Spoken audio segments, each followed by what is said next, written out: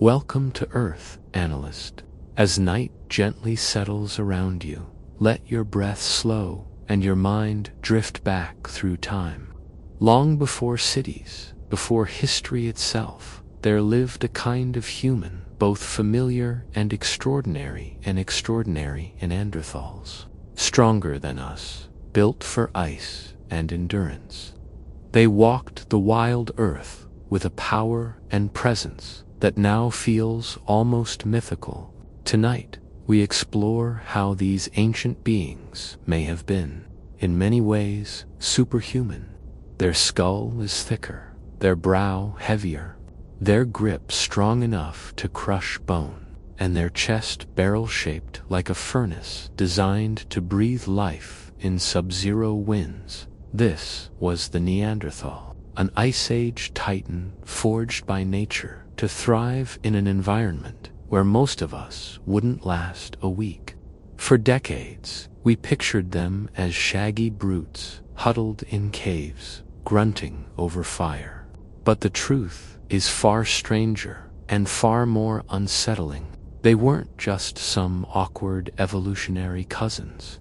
They were superhumans of their age, molded by the cold, and armed with skills that challenge everything we thought we knew about intelligence, culture, and survival. Their story begins in a quiet valley in Germany in the summer of 1856. Quarry. Workers digging into the limestone cliffs stumbled upon bones unlike anything they'd seen before.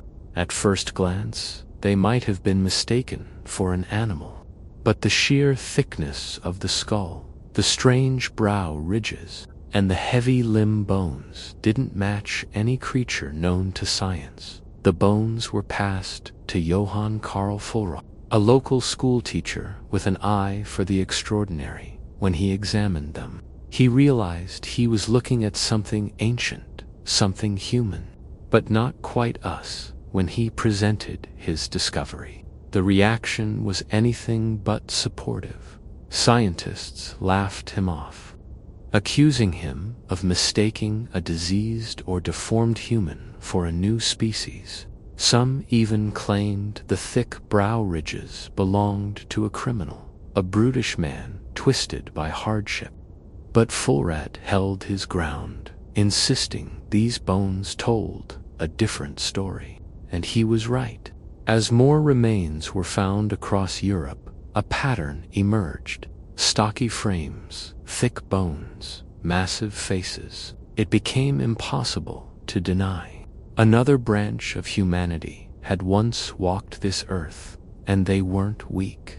They were monsters of endurance. Look closely at their anatomy, and you'll see why. Their skulls were so dense and sloped that many researchers have compared them to natural helmets designed to withstand impacts. Their brains were slightly larger than ours on average, shaped differently with an emphasis on spatial awareness and visual processing, skills vital for navigating dark forests or stalking prey in icy twilight.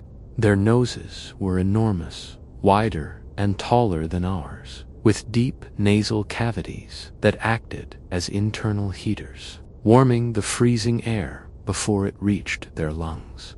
This wasn't some random quirk. It was survival engineering at its finest. Their jaws were built like vices with teeth so large and so worn that scientists know they used them as tools. Imagine holding animal hides between your teeth while cutting, pulling with your mouth as your hands worked the blade. That was daily life for them. Their teeth were their third hand, polished down from constant use. And then you get to their bodies, and this is where the scale of their strength becomes clear. They were shorter than us on average, usually around 5.5 feet. But their torsos were wide, compact, and heavy. Their rib cages expanded outward like bellows. Their pelvises flared for stability, and their arms and legs were thicker than those of most modern athletes. Their bones rivaled those of Olympic lifters.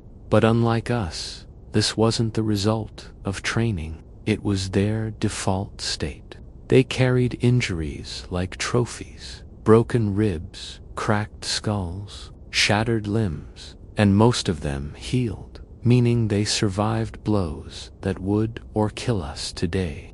They weren't built for speed. They were built for endurance, for close combat, for wrestling giant animals to the ground. Everything about their biology screams one thing. Neanderthals weren't fragile humans. They were Ice Age tanks. Now imagine their world. Step into Europe 40,000 years ago. Endless tundra stretched under gray skies. Glaciers cutting through the landscape. Winds so cold they burned skin. The animals roaming these plains were not the kind you'd find in a zoo. Mammoths, woolly rhinoceroses, giant elk, and cave bears, the size of cars, dominated the land. And predators like saber-toothed cats lurked in the shadows, waiting for the weak to fall behind. This was not a place where mistakes were forgiven. Yet, Neanderthals didn't just exist here. They thrived. Fire was their greatest ally, but not in the way you might imagine. They didn't sit waiting for lightning to strike or hope to stumble upon flames. They controlled it. They kept embers alive for days, even weeks, carrying them in bark or bone containers to relight fires wherever they traveled. They built stone hearths to protect their flames from the wind, and they experimented with fuels, using not just wood, but bone and dried dung when resources ran low. Fire wasn't just warmth, it was survival. But fire alone wasn't enough. They had strategy.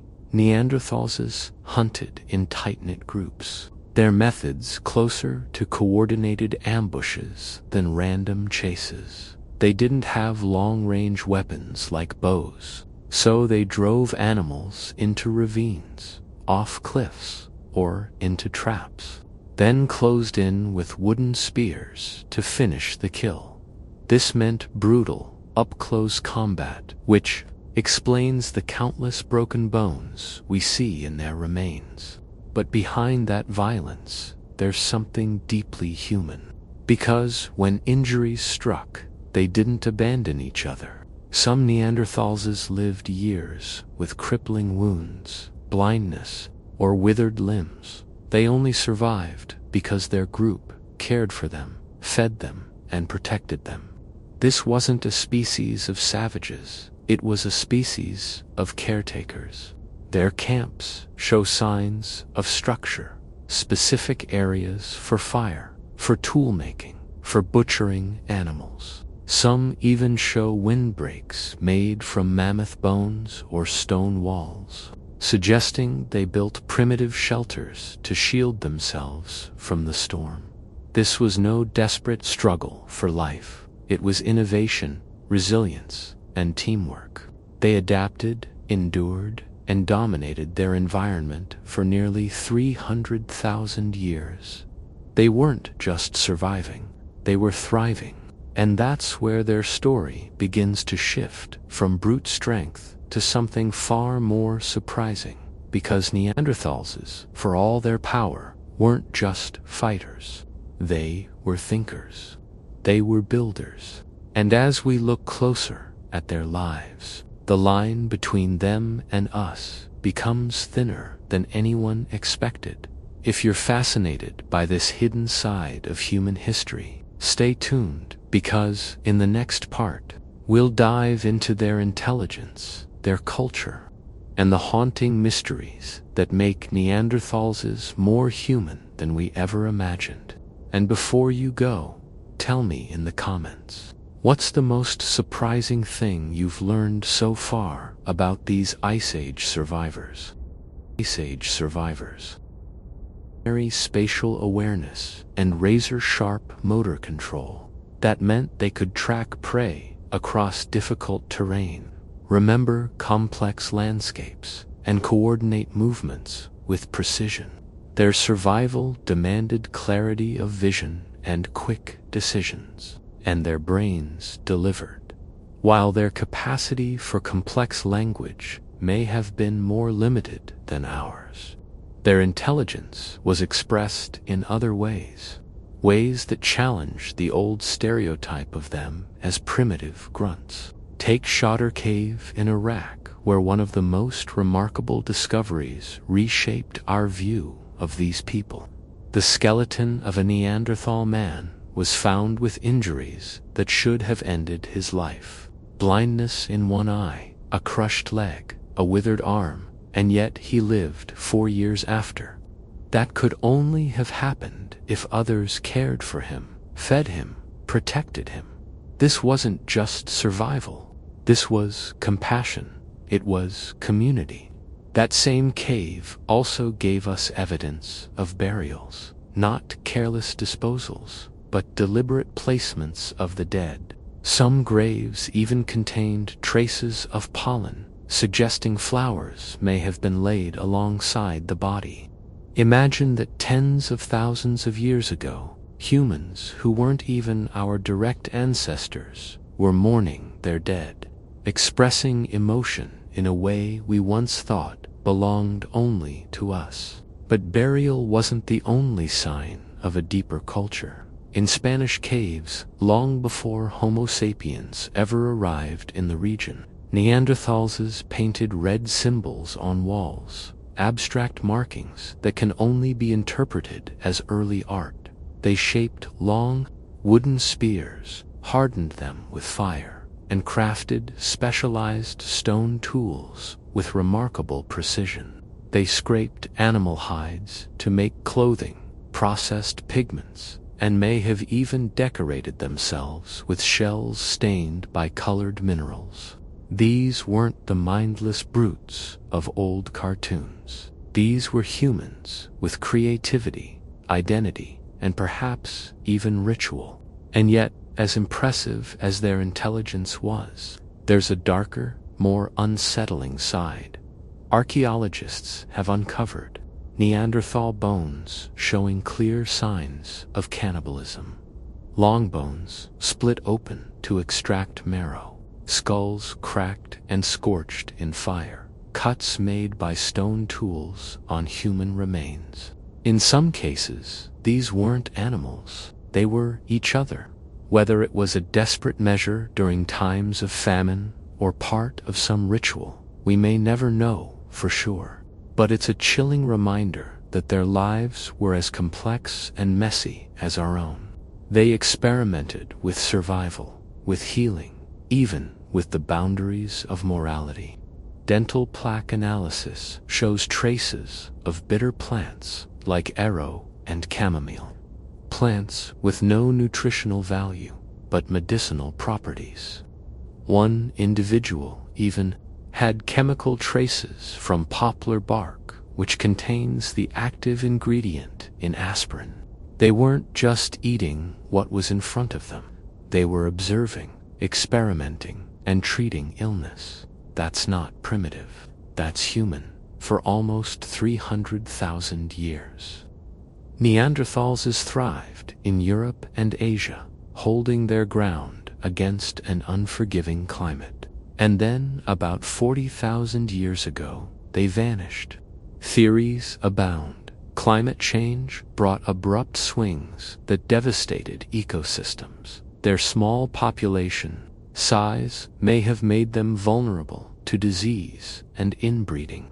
But perhaps the most compelling theory is the arrival of us, Homo sapiens.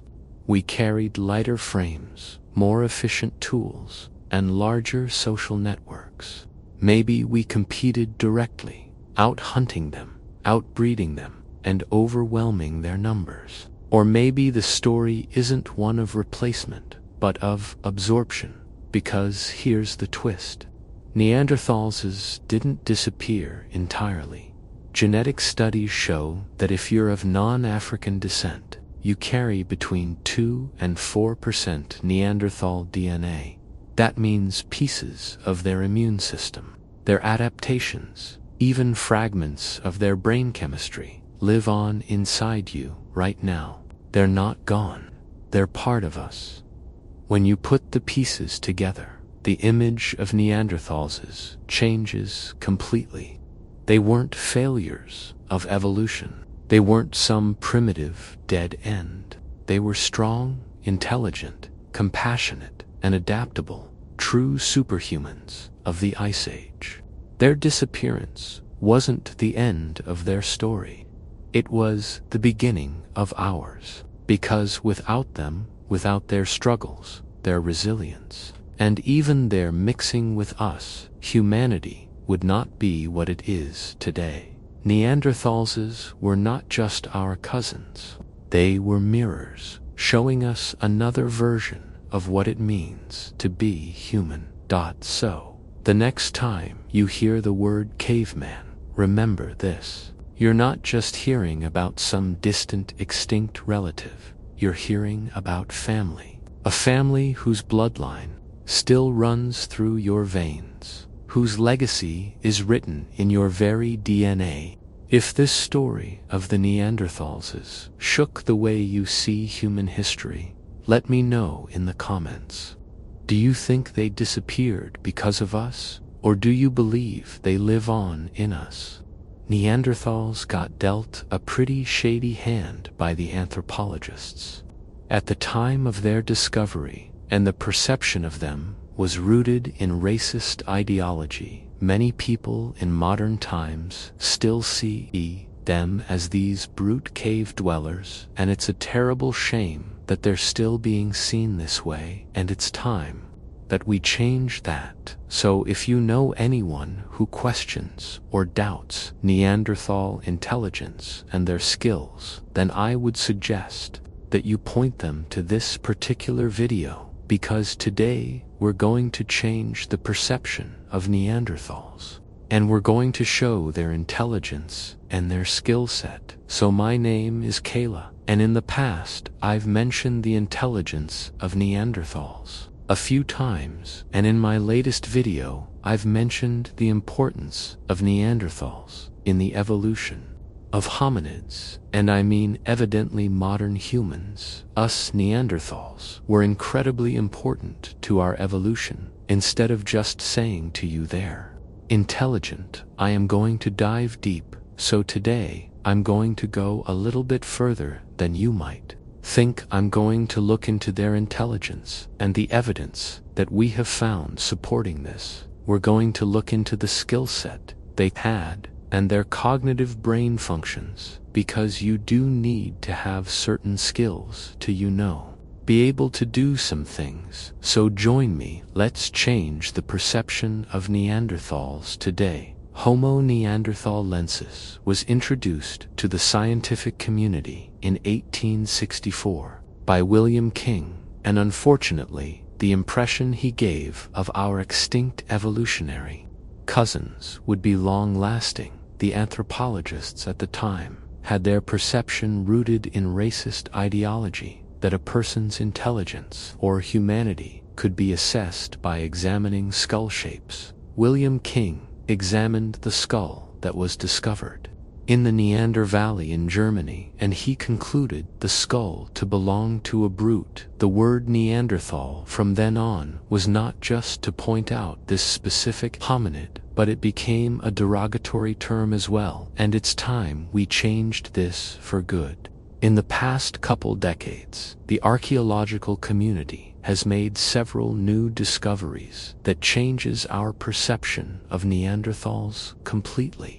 Unfortunately, not everyone is aware of these new discoveries, and so the old perception of them being brute lingers on, which is a terrible shame. So Neanderthals lived from approximately 400,000 years ago until 40,000 years ago in Southwest Asia and Europe. They had stone tools, bone tools, and they created ornaments from bone, just like their modern human counterparts did at the time. And they created necklaces from eagle talons as well. I mean, that's a depiction of art, as I've mentioned a couple times on the channel now. They did invent glue, and for everyone in my comments in my last video screaming to me that they did not invent glue, yes they did, and creating glue from birch bark isn't as easy as you think it may be. It's not extremely difficult, but still, it's not an easy thing to do if you have no clue. I mean, I wouldn't know how to do it, would you? That's the question. Probably not, because you know you need to learn how to do it. Here you can see an example of a spear with the birch pitch gluing the spearhead to the wooden shaft, an incredible find of a flint tool with a piece of birch pitch glued to it was discovered at the Zond Motor Beach in the Netherlands in 2016 by Willy van Dingerden. This tool dates from approximately 50,000 years ago and is a perfect example of the ingenuity of Neanderthals, and one of the most incredible finds ever made in the Netherlands, as there are only 5 similar finds discovered in the entirety of Europe. New studies on stone tools suggest that they had the technology to spark fires. They used the flint and pyrite fire-making system, and even in some cases they used pyrite on pyrite. There have been multiple pieces of pyrite found from the Upper Paleolithic that show traces of fire-making by the striking method, but because of the phenomenon we know as pyrite decay, most, if not almost all pieces of pyrite that were used for fire-making have disintegrated over time. We also know from more recent studies that they were indeed able to cook their food, and this shows that they were evidently able to make their own fires, and they did not just chase down embers to create fire, they created it themselves. They didn't need to chase an ember to create their own fires. They made it themselves, and this is the evidence of the pyrite and flint method, the striking method, to create fire.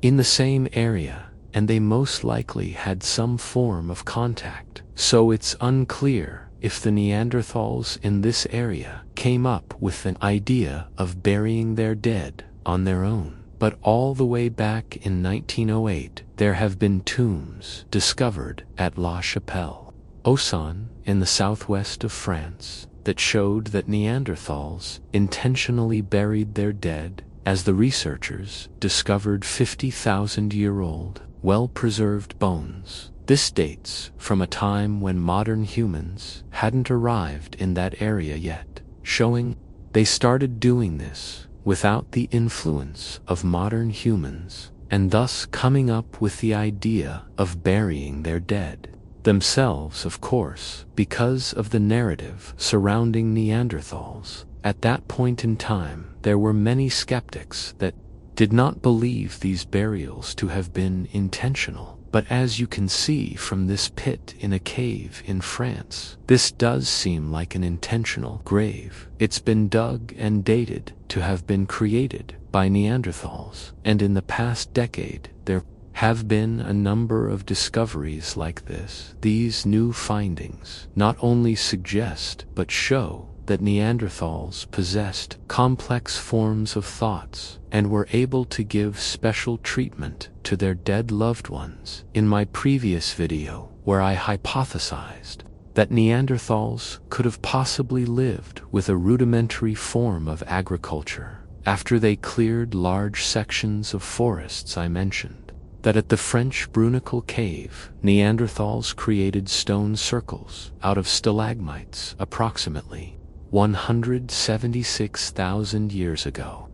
This shows their building skills deep inside a cave where no natural light reaches. They discovered pits where fire would have been burning to give them enough light to be able to create these circles and possible walls that have collapsed over time. This again shows their ingenuity and intelligence and their skill set. For a long time, it was believed that only modern humans were able to create abstract and figurative forms of art, but the discovery of 65,000-year-old abstract cave paintings in Spanish caves show that this is definitely not the case. It's sort of accepted in the scientific community that modern humans did not reach Western Europe before 42,000 years ago, and since these cave paintings are 65,000 years old, they must have been created by Neanderthals, have been able and capable of creating string, as the oldest piece of string ever found was discovered in a cave in France, dating from 50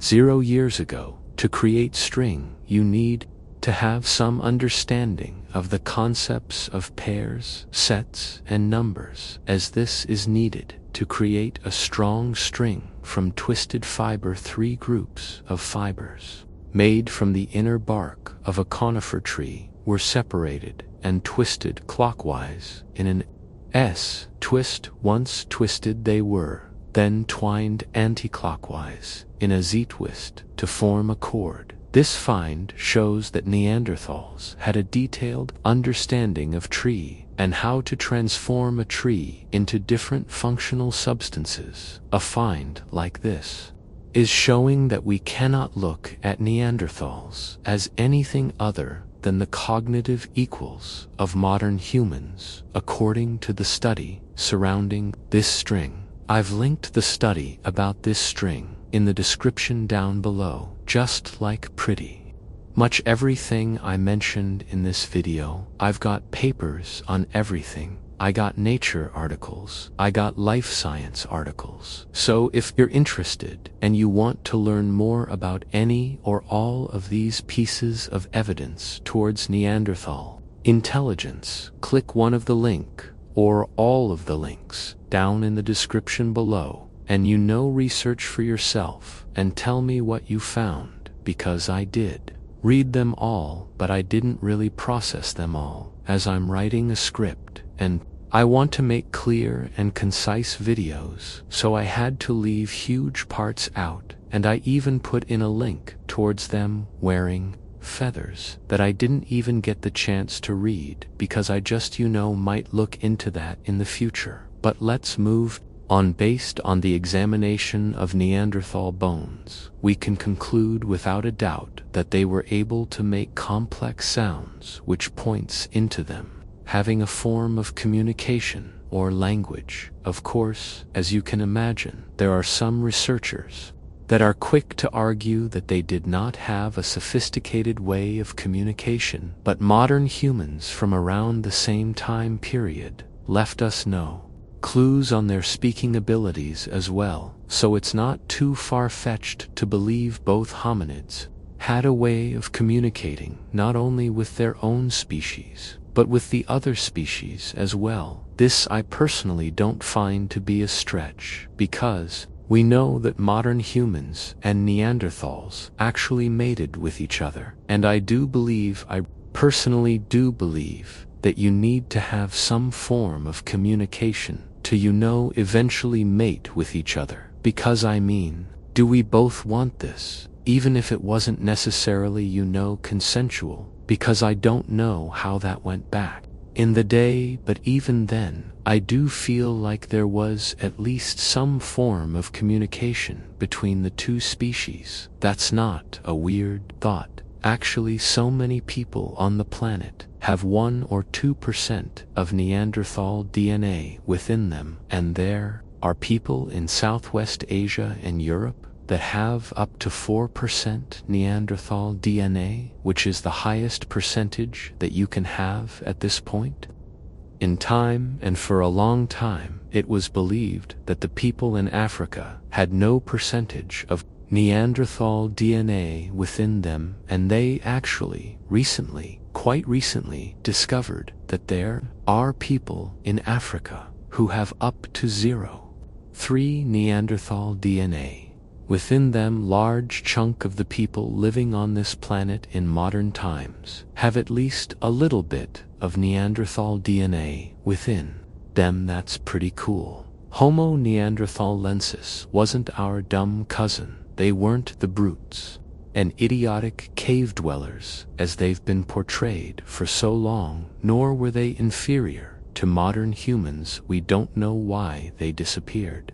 But they were important. In fact, like I mentioned in my last video, there have been studies conducted in the past decade that show that indeed, like I hypothesized, modern humans actually were taught many things by Neanderthals, and we have at least one definitive piece of proof that actually point to this. Neanderthals have most likely taught us modern humans some skills that we previously thought modern humans invented themselves, like the creation of bone and stone, tools and blades. For instance, the tool you see on screen is known as elliswar, which is a tool that was used to smooth out heights to make them tougher, and for a very long time it was believed that this tool was created by modern man for the first time because there was no evidence of it being created earlier. That was until they discovered this particular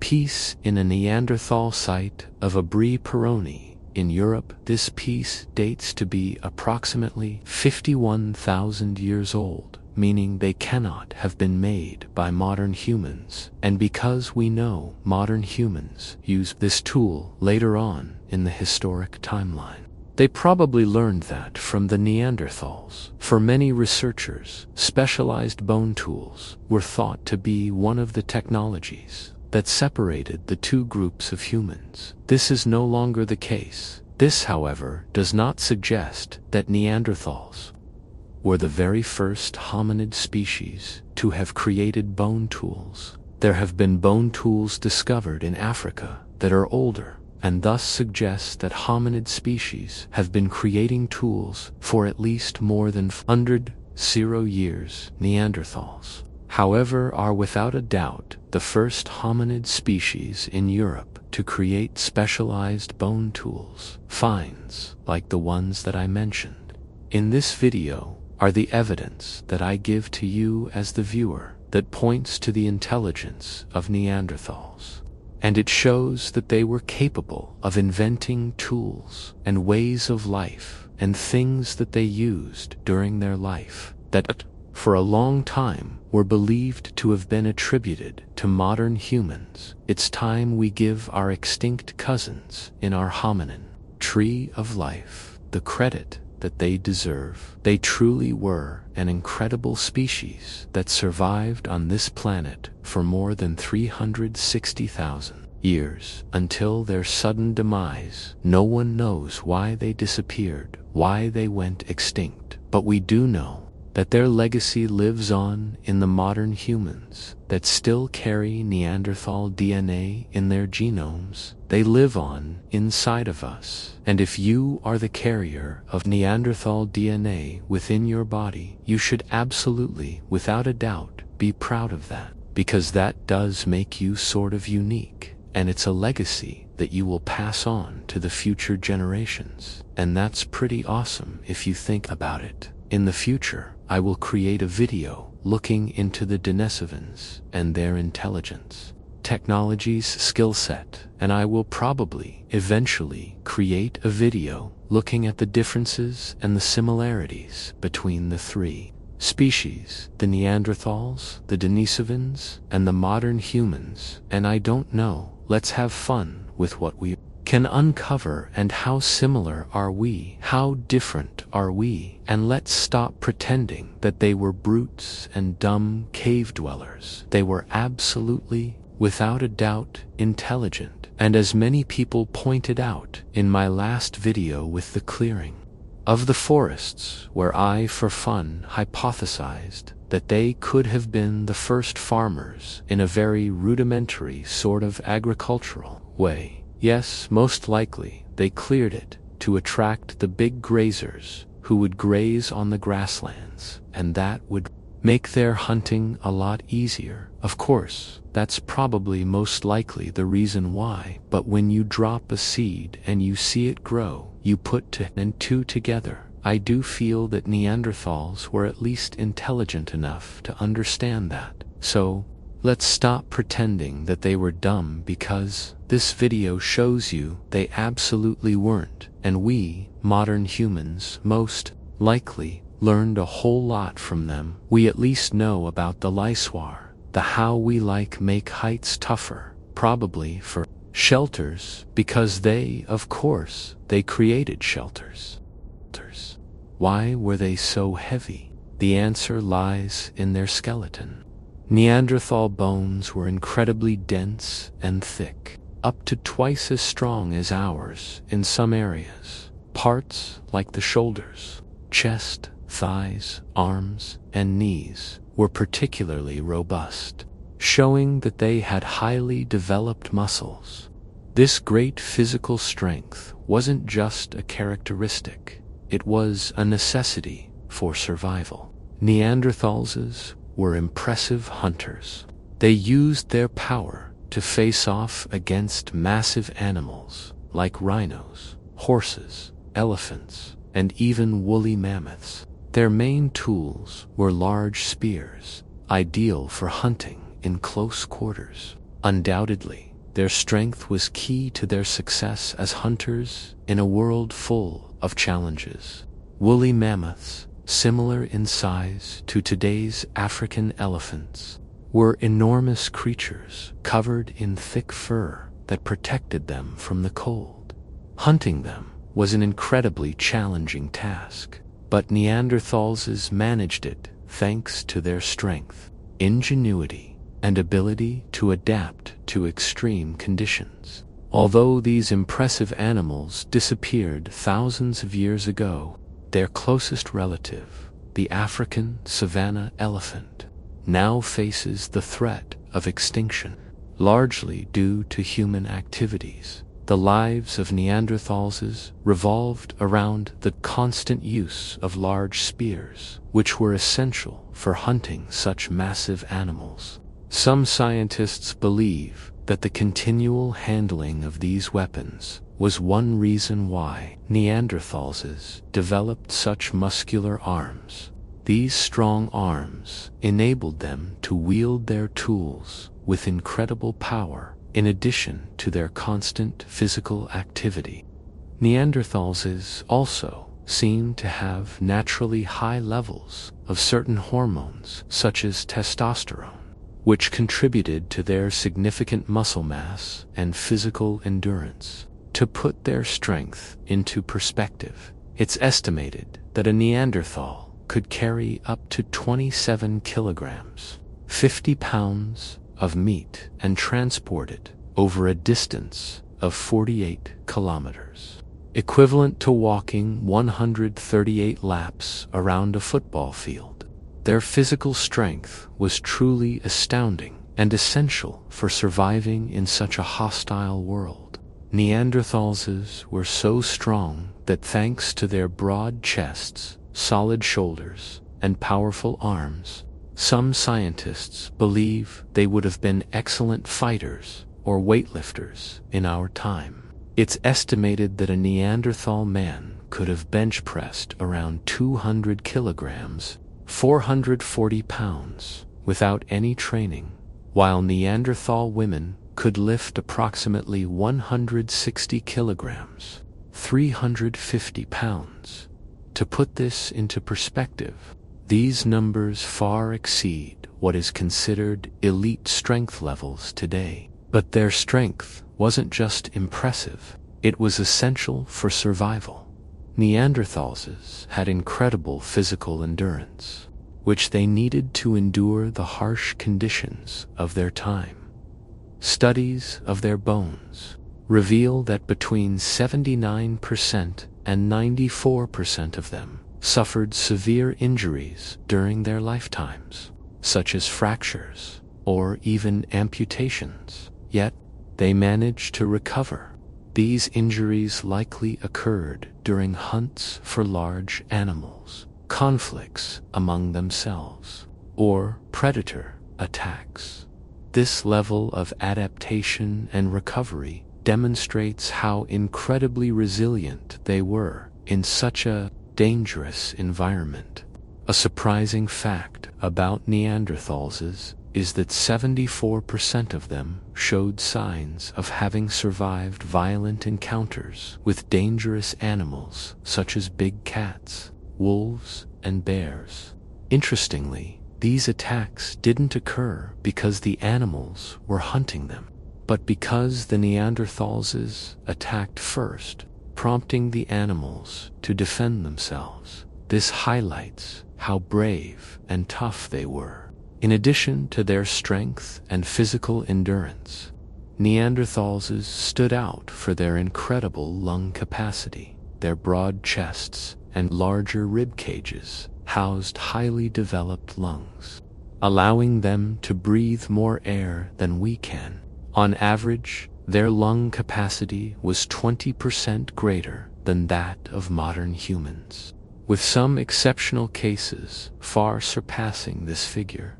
A remarkable example is Kavara II, a male Neanderthal whose lungs could hold up to 9 L of air, 40% more than the average lung capacity of a modern man. For comparison, even the best athletes today barely reach a lung capacity of 8.5 L. Moreover, their large nasal cavities also played a crucial role, helping to warm and humidify the cold air before it reached their lungs. This combination of expansive lungs and an adapted nose was essential for survival in the harsh conditions of the plain.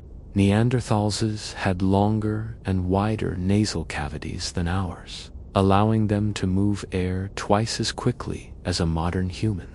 This ability to take in more oxygen was not only vital for sustaining their robust bodies, but also for surviving in the cold climates where they lived. Like many animals adapted to cold environments, Neanderthals developed a fast metabolic rate to compensate for heat loss. This also affected their diet. They needed between 4,000 to 500 and 6,700 calories per day, more than double what the average person requires today. If they were alive today, they would probably need food labeled specifically for Neanderthals due to their high caloric demands. The shape of their noses also played a crucial role. They helped warm and humidify cold, dry air before it reached their lungs, protecting them from extreme climates.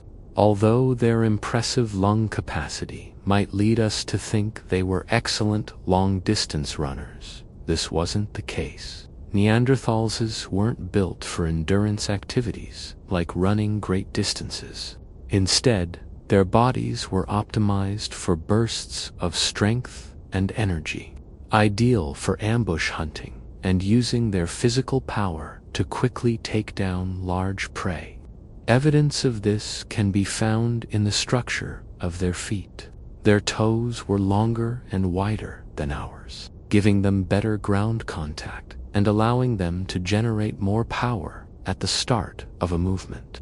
This gave them a significant advantage in quick sprints. Additionally, their legs were shorter compared to modern humans. This is uncommon in endurance athletes who typically have longer legs to take wider strides and cover more distance with less effort. Another important factor was the shape of their Achilles tendons, which were long and thin. This design is not efficient for storing the energy needed for long-distance running. In contrast, shorter, thicker tendons like those of modern endurance athletes are better suited for conserving energy during marathons or other prolonged activities. The key to their speed, however, was not just in their bones and tendons, but also in their muscle composition. Human muscles contain different types of fibers that determine whether we excel in explosive movements or endurance. Fast twitch fibers are ideal for high-power, high-speed activities, while slow twitch fibers are better for sustained efforts such as running, marathons, while we cannot directly analyze their muscle fibers, the structure of their bodies and their adaptation suggests that Neanderthals were clearly optimized for quick bursts of energy. This made them ideal for ambushing prey or escaping immediate dangers. Neanderthals likely had a greater proportion of fast-twitch muscle fibers compared to modern humans. These fibers are ideal for explosive high-speed movements, which perfectly suited their hunting style. But their physical strength wasn't their only remarkable trait. Neanderthals also had surprisingly large brains. On average, a male Neanderthal's brain volume was about 1,640 centimeters, while females had brains around 1,460 centimeters. In some cases, this means their brains were up to 30% larger than ours. However, having a larger brain doesn't necessarily mean being more intelligent. Despite this, the size of their brains indicates that Neanderthals were much more capable than previously thought. We now know they could perform highly complex tasks such as planning hunts, making advanced tools, creating art, caring for sick members of their group, and even communicating effectively. Despite these abilities, scientists don't believe Neanderthals were more intelligent than modern humans. Instead, it seems their capabilities were specifically adapted to the unique demands of their environment and lifestyle. Neanderthals' brains were not only large, but also structurally different from ours. Their brains had a more rounded and bulging shape, which was related to the need to control their more robust bodies. Additionally, they dedicated more brain space to processing certain senses, such as smell and vision. For example, their occipital lobes, which are associated with vision, were particularly large. This suggests that Neanderthals had excellent eyesight, and some scientists believe they might have been better at seeing in the dark than we are. While no intact Neanderthal eyes have been found, the size of their eye sockets indicates that their eyes were about 15% larger than ours, giving them an advantage in low light conditions. Initially, it was thought that the thick and wide jaws of Neanderthals, along with their robust teeth, were adaptations for an extremely powerful bite, capable of breaking bones or tearing through tough, abrasive foods. However, recent research has shown that their bite strength wasn't significantly different from ours. It's estimated they could generate around 700 newtons of force, comparable to the strongest bites among modern humans. A fascinating theory suggests that their wide jaws were necessary to accommodate their large teeth, which may have functioned as a kind of third hand. According to some researchers, Neanderthals used their teeth to hold and manipulate objects, allowing their hands to remain free for other tasks simultaneously. Evidence supporting this idea comes from the wear patterns observed on their front teeth. This wear doesn't match typical chewing patterns, but instead suggests they frequently use their teeth to grip or hold objects. Neanderthals were what we call hyper-carnivores, as around 70% of their daily calories came exclusively from meat. They relied heavily on hunting for survival, reflecting their impressive capabilities as hunters. However, Neanderthals disappeared about 40,000 years ago, and their extinction remains a fascinating topic for scientists. It wasn't caused by a single event, but by a combination of factors that together led to the end of this human species. One of the most significant factors was the arrival of Homo sapiens in Europe and Asia, territories where Neanderthals had lived for thousands of years. Homo sapiens, originally from Africa, began expanding into these regions, and this encounter between the two species changed history forever. Homo sapiens had several advantages that made them more adaptable. For example, their tools were more advanced and crafted with greater precision and specialization. This allowed them to hunt more efficiently and adapt better to various environments. Another major advantage was their ability to create proper clothing, as evidenced by the discovery of bone needles. This allowed them to survive in extremely cold climates, something Neanderthals could not do as effectively. The combination of these skills, along with other factors, made the difference in the struggle for survival. In addition to having advanced tools, Homo sapiens appeared to have a more organized social life. They lived in larger groups and had more effective cooperation networks. This helped them share knowledge, distribute resources, and better protect themselves from environmental dangers during the Plein. Earth's climate fluctuated between periods of intense cold glaciations and warmer periods, interglaciations. About 40,000 years ago, temperatures dropped sharply again, posing a significant challenge for Neanderthals who were already accustomed to cold climates, but now face new problems. The cooling reduced the availability of resources, as many of the large animals they hunted, such as mammoths and woolly rhinos, declined in number or migrated to warmer regions.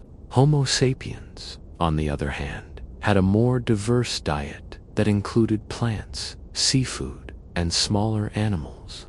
This gave them an advantage in adaptability and survival during these climatic changes. Although Neanderthals were highly skilled hunters and toolmakers, their heavy reliance on hunting large prey made them more vulnerable when those resources became scarce. On the other hand, interactions between Neanderthals and Homo sapiens weren't always competitive. We now know that the two species interbred, leading to genetic exchange. This legacy still lives on, as many people today carry a small percentage of Neanderthal DNA.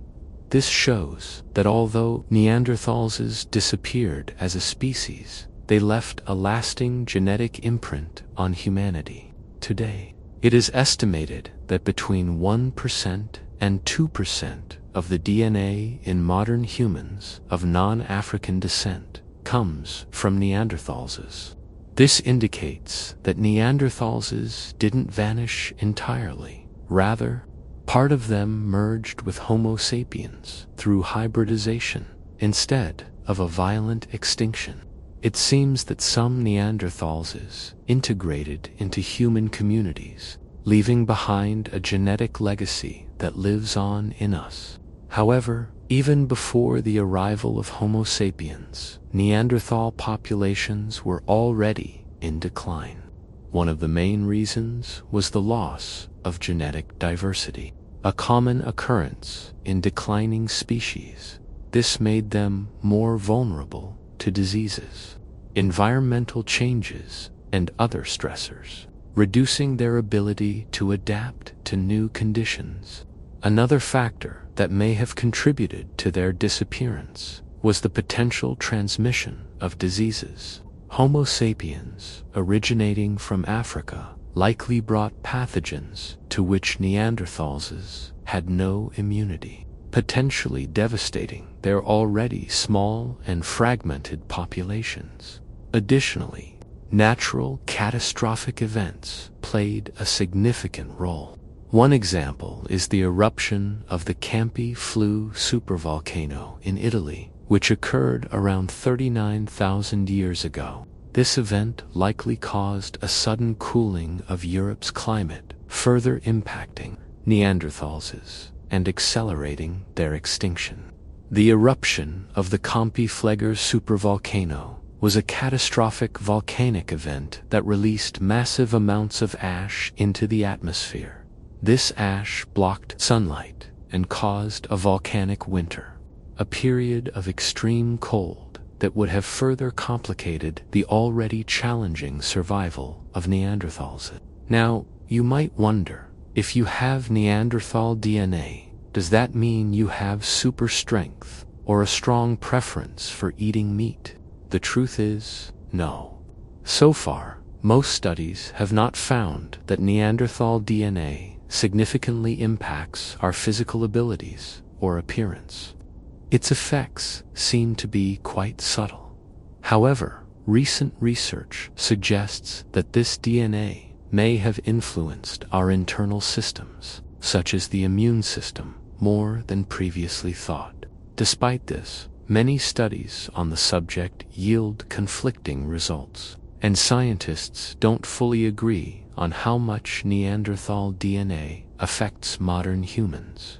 What is undeniable is that Neanderthals were an incredibly fascinating species, and their legacy, although small, remains a part of us. Their story connects us to a distant past filled with extraordinary challenges and adaptations. Click on the video on the screen to continue learning more with our content. See you in the next video. Imagine a human so powerful they could snap your arm like a twig and yet vanish from the earth without a trace.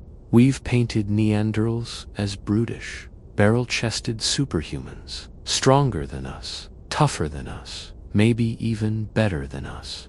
But how strong were they really? And what secrets lie behind their raw, almost mythical power? This isn't just a story about ancient bones. It's the rise and fall of a species built like tanks and lost to time. Let's dig in. To explore just how strong the Neanderthals were, we have to wind back the clock a few thousand years back to a time when strength was the difference between living to see another day and becoming a fossil to be discovered years later by curious archaeologists. See, in the vast icy expanses of the Plian epoch, Neon thrived as formidable beings, far from the primitive brute stereotypes often associated with them. Their robust physiques and advanced cognitive abilities allowed them to navigate, adapt, and dominate the harsh landscapes of Ice Age Europe and Western Asia. Our ancient cousins were highly skilled hunters who used nearly 7-foot-long spears, made from sturdy wood and fiery, hardened tips. These spears were not crude tools, but carefully crafted weapons that reflected their intelligence, craftsmanship, and strategic approach to hunting. But just how much can you do with a spear against giant bears, cave lions, and prehistoric elephants that stand more than 10 feet tall? The answer to that is a lot. See, the effectiveness of Neanderthal hunting techniques is evident in archaeological discoveries, such as the shunning spears found alongside the remains of 35 horses in Germany. These spears weren't merely thrown, they were wielded with immense force in close-range combat, telling us that these cavemen were blessed with physical power and tactical skill. Unlike the common perception of mindless brawlers, Neon were apex predators who hunted in coordinated groups, relying on strategy and teamwork as much as brute strength.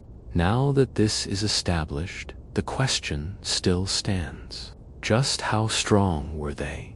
Well, if their upper body was anything to go by, then the answer is a lot more complicated. According to studies, their upper body strength was nothing short of incredible. Fossil evidence reveals that Neon had thicker, denser bones, and exceptionally powerful muscles, particularly in their arms and shoulders. As a matter of fact, further studies have shown that their right arms, in particular, show signs of being far stronger than their left, possibly due to repetitive tasks like thrusting spears or scraping animal hides for clothing and shelter. Let's make it easier to understand. Imagine the physical toll of processing the tough sinew hides of Ice Age megapora day after day. This is a time when you shared a home with bears taller than the Kodiak bear, lions twice the size of a lion, hyenas that looked like wolves, and of course, wolves that stalked your every move. For these ancient survivors, it wasn't just about survival. It was about endurance, raw power, and adaptation to a world that demanded nothing less. The rules were simple. May the strongest creature win. And seeing as they were still an apex predator, you probably have an idea of just how absurd their strength was. If you're still wondering what it all has to do with evolution and, well, their anatomy, let's break it down bit by bit. So, what made Neon so formidable in the first place? It really all comes down to the very bones and muscles that made them the towering giants of their time. Let's start with their skulls. Unlike modern humans, Neon possessed a robust, elongated skull with a pronounced brow ridge that worked like a protective helmet. This structure wasn't merely decorative. It shielded vital brain areas while providing a sturdy anchor for powerful jaw muscles, capable of chewing through tough, raw food. Now, it might seem like overkill, but such a design was crucial for survival, much like how well-engineered safety helmets protect a worker on a construction site, moving down to their ribcage and thorax. Nenos boasted a deep and wide chest that can be compared to a high-performance engine's combustion chamber. This expansive thoracic cavity allowed for a larger lung capacity, delivering extra oxygen for those bursts of energy needed during intense physical exertion. Whether it was taking down large prey or engaging in fierce combat, their enhanced oxygen intake gave them a significant advantage, similar to the boost an engine gets from a finely tuned air intake system. But perhaps the biggest curveball is the fact that their limbs tell another story entirely. Weirdly, in contrast to the longer, more graceful limbs of modern humans, Neon had shorter, stockier arms and legs. Now, you would think to throw spears, you would need longer limbs. But to this, I say think again. To understand what I mean, think of the difference between a sprinter and a weightlifter. The sprinter's long limbs favor endurance, while the weightlifter's compact build is optimized for power and stability.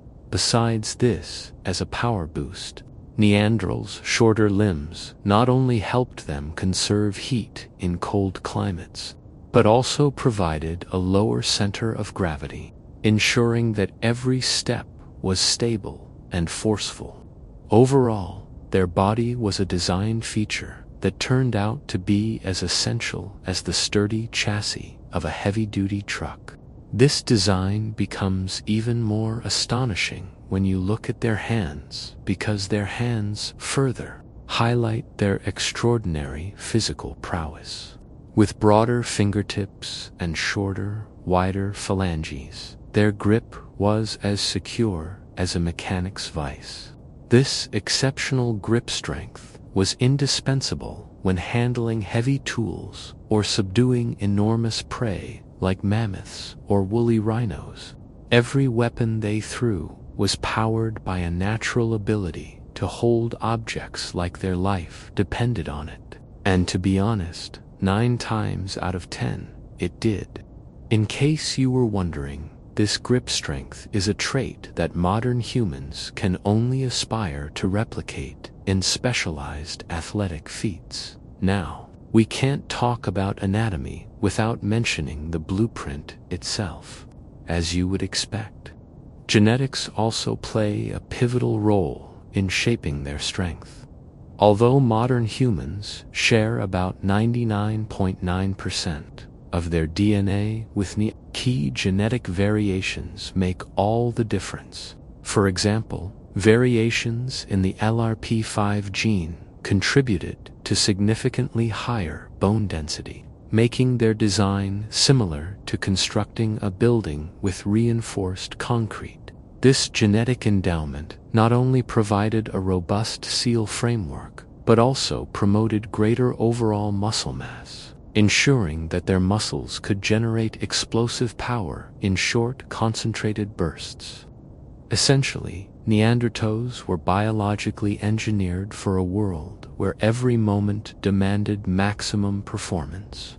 Their fortified skulls acted like protective helmets. Their expansive chests resembled high-performance engines ready to deliver a burst of energy, and their compact limbs provided both stability and raw power. With vice-like grips and genetically reinforced bones, these apex predators were the world's first power leaders.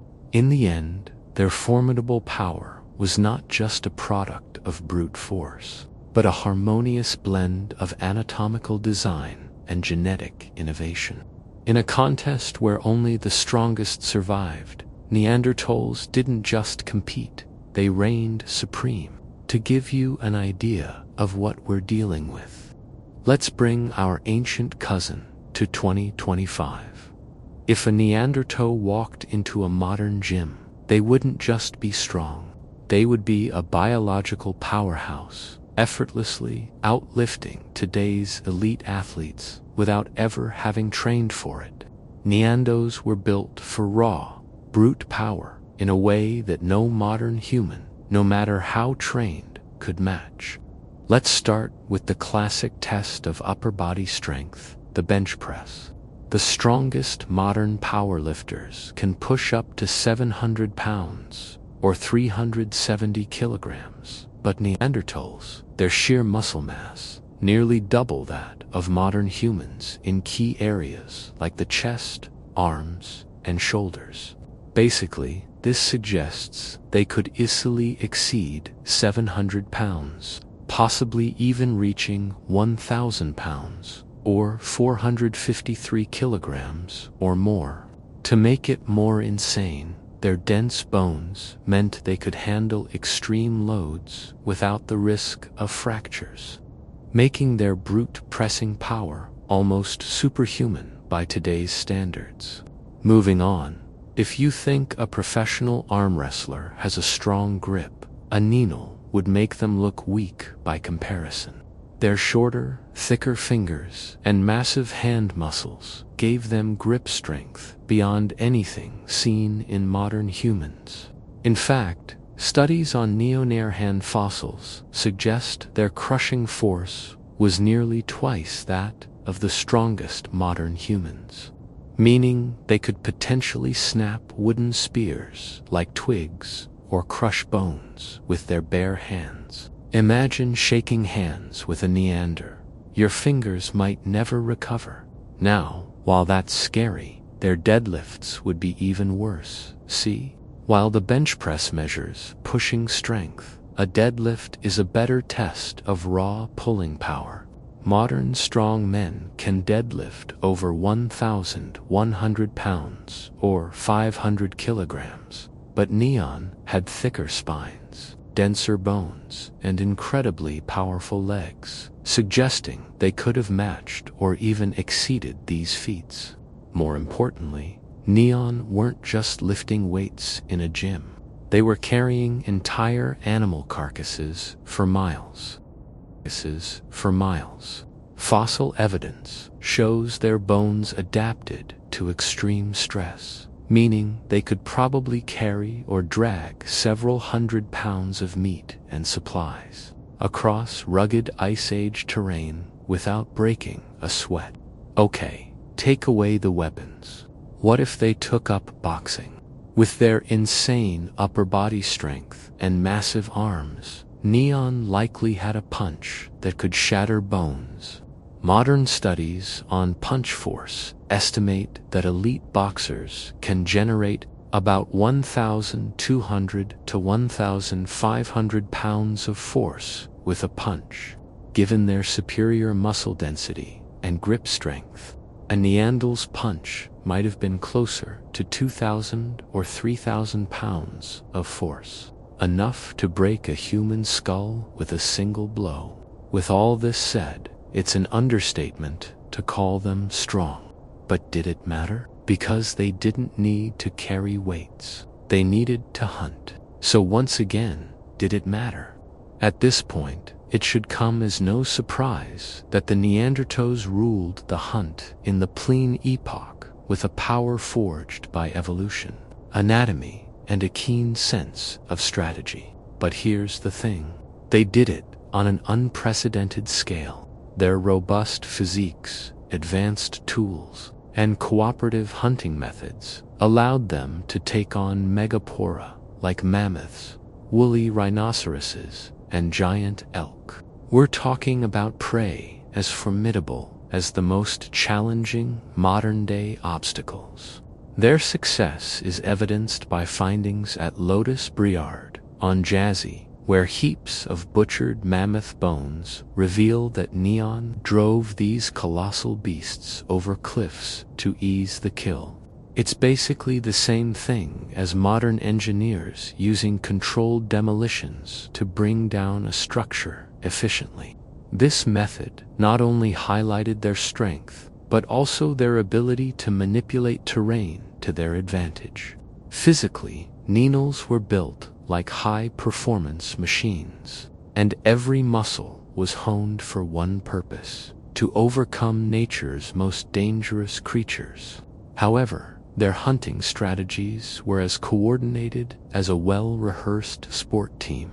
See, unlike Homo sapiens, who would chase prey for days, Neon operated in groups using cooperative tactics that allowed them to isolate and take down animals much larger than themselves. This collective approach was not only about dividing the risk, but also about synchronizing every move, much like a team of rowers working in perfect unison. Besides this, coordination ambush tactics were also a key element of their strategy by exploiting the predictable behavior of their prey near watering holes or along migratory paths. Natural traps similar to strategically placed barriers. In modern security systems, to wrap it all up, their tool use was remarkably innovative. Instead of relying solely on thrown spears, they sometimes planted these weapons at an angle in the ground so that charging animals impaled themselves, a method that harnessed the prey's own momentum to ensure a cleaner, more efficient kill. Sure, every part of their anatomy contributed to this power to hunt, but perhaps their strongest muscle was the one that controlled it all, their brains. And if that's the case, our ancient cousins have once again reinforced their role as masters of survival in a relentless, icebound world.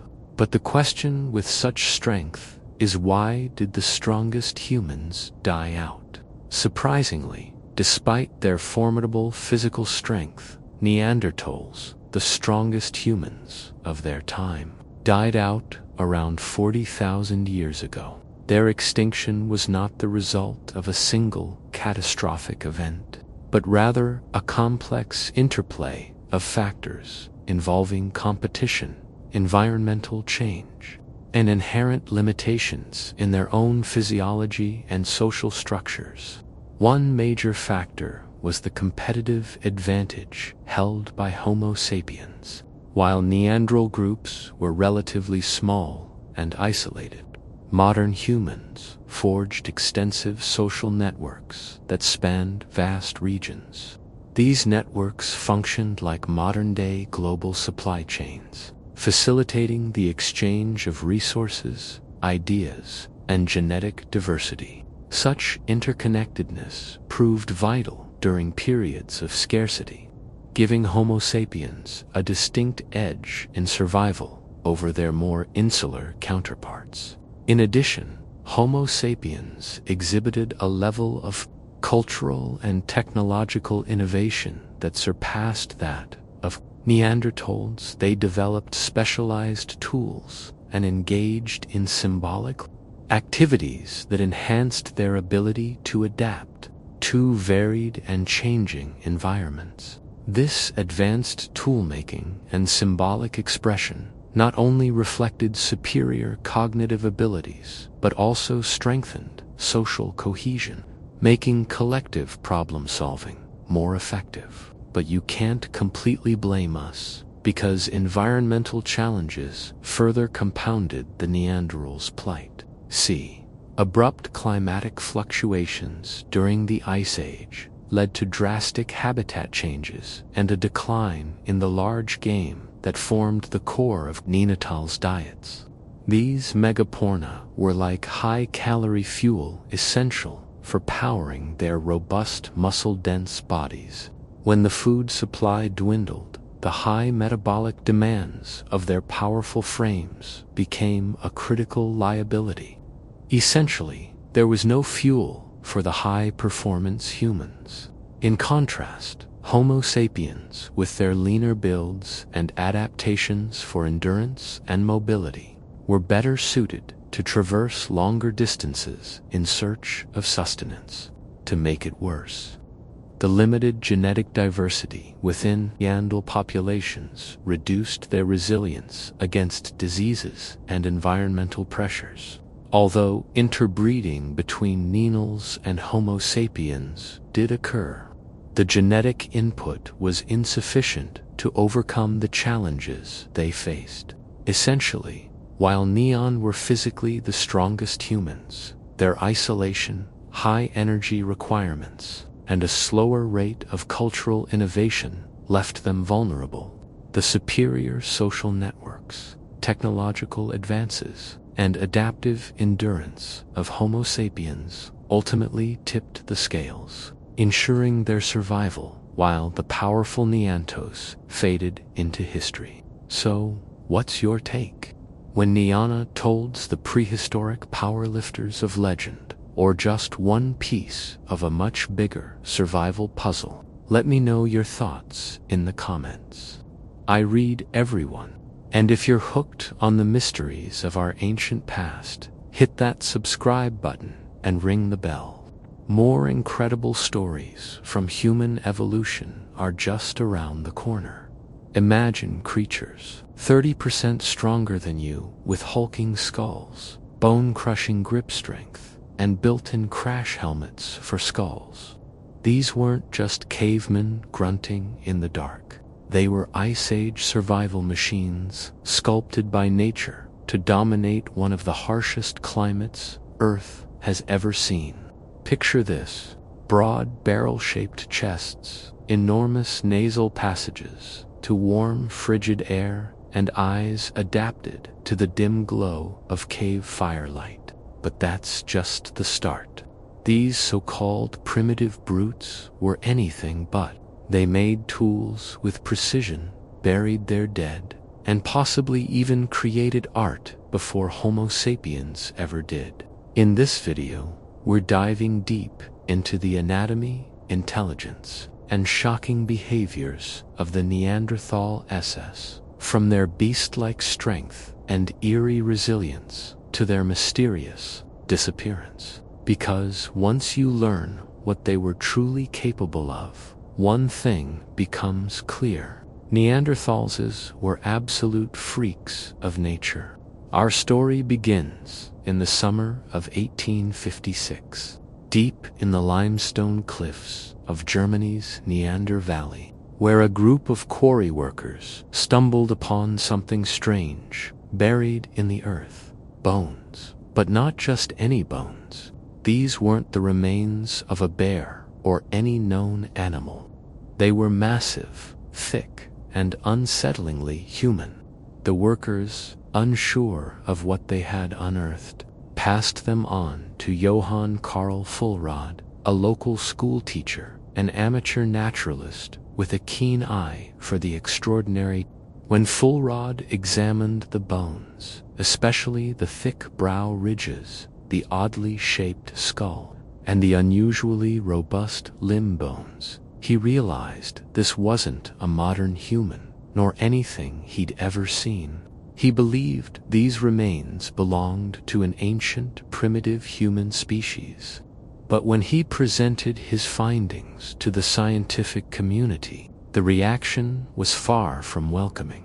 Most experts laughed him off, ridiculing the idea that anything other than Homo sapiens could exist in the human lineage.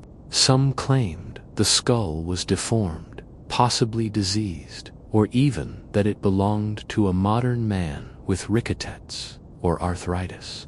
Others dismissed the brow ridges as an exaggerated feature of a brutish criminal.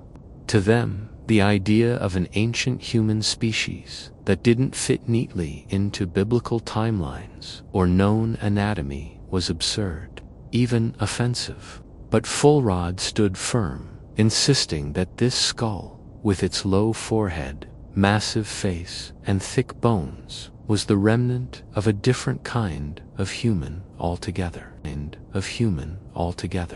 Eventually, as more bones began to surface in other parts of Europe, the tide started to shift. Scientists could no longer ignore the pattern. Thick skulls, stocky bodies, and consistent anatomical features that pointed towards something ancient and unique.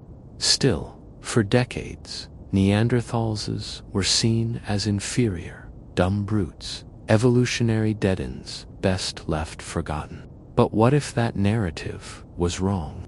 What if the first discovery in that quiet German valley didn't just uncover a fossil, but open the door to an entirely different chapter of human history? Because, as we dig deeper, we begin to see the truth. The Neanderthals weren't just some awkward evolutionary cousins. They were something else entirely, something stronger, smarter, stranger, and their story was just beginning. Now, let's talk about what made Neanderthals absolute freaks of nature on a biological level, because these weren't just humans with thicker accents and fur coats.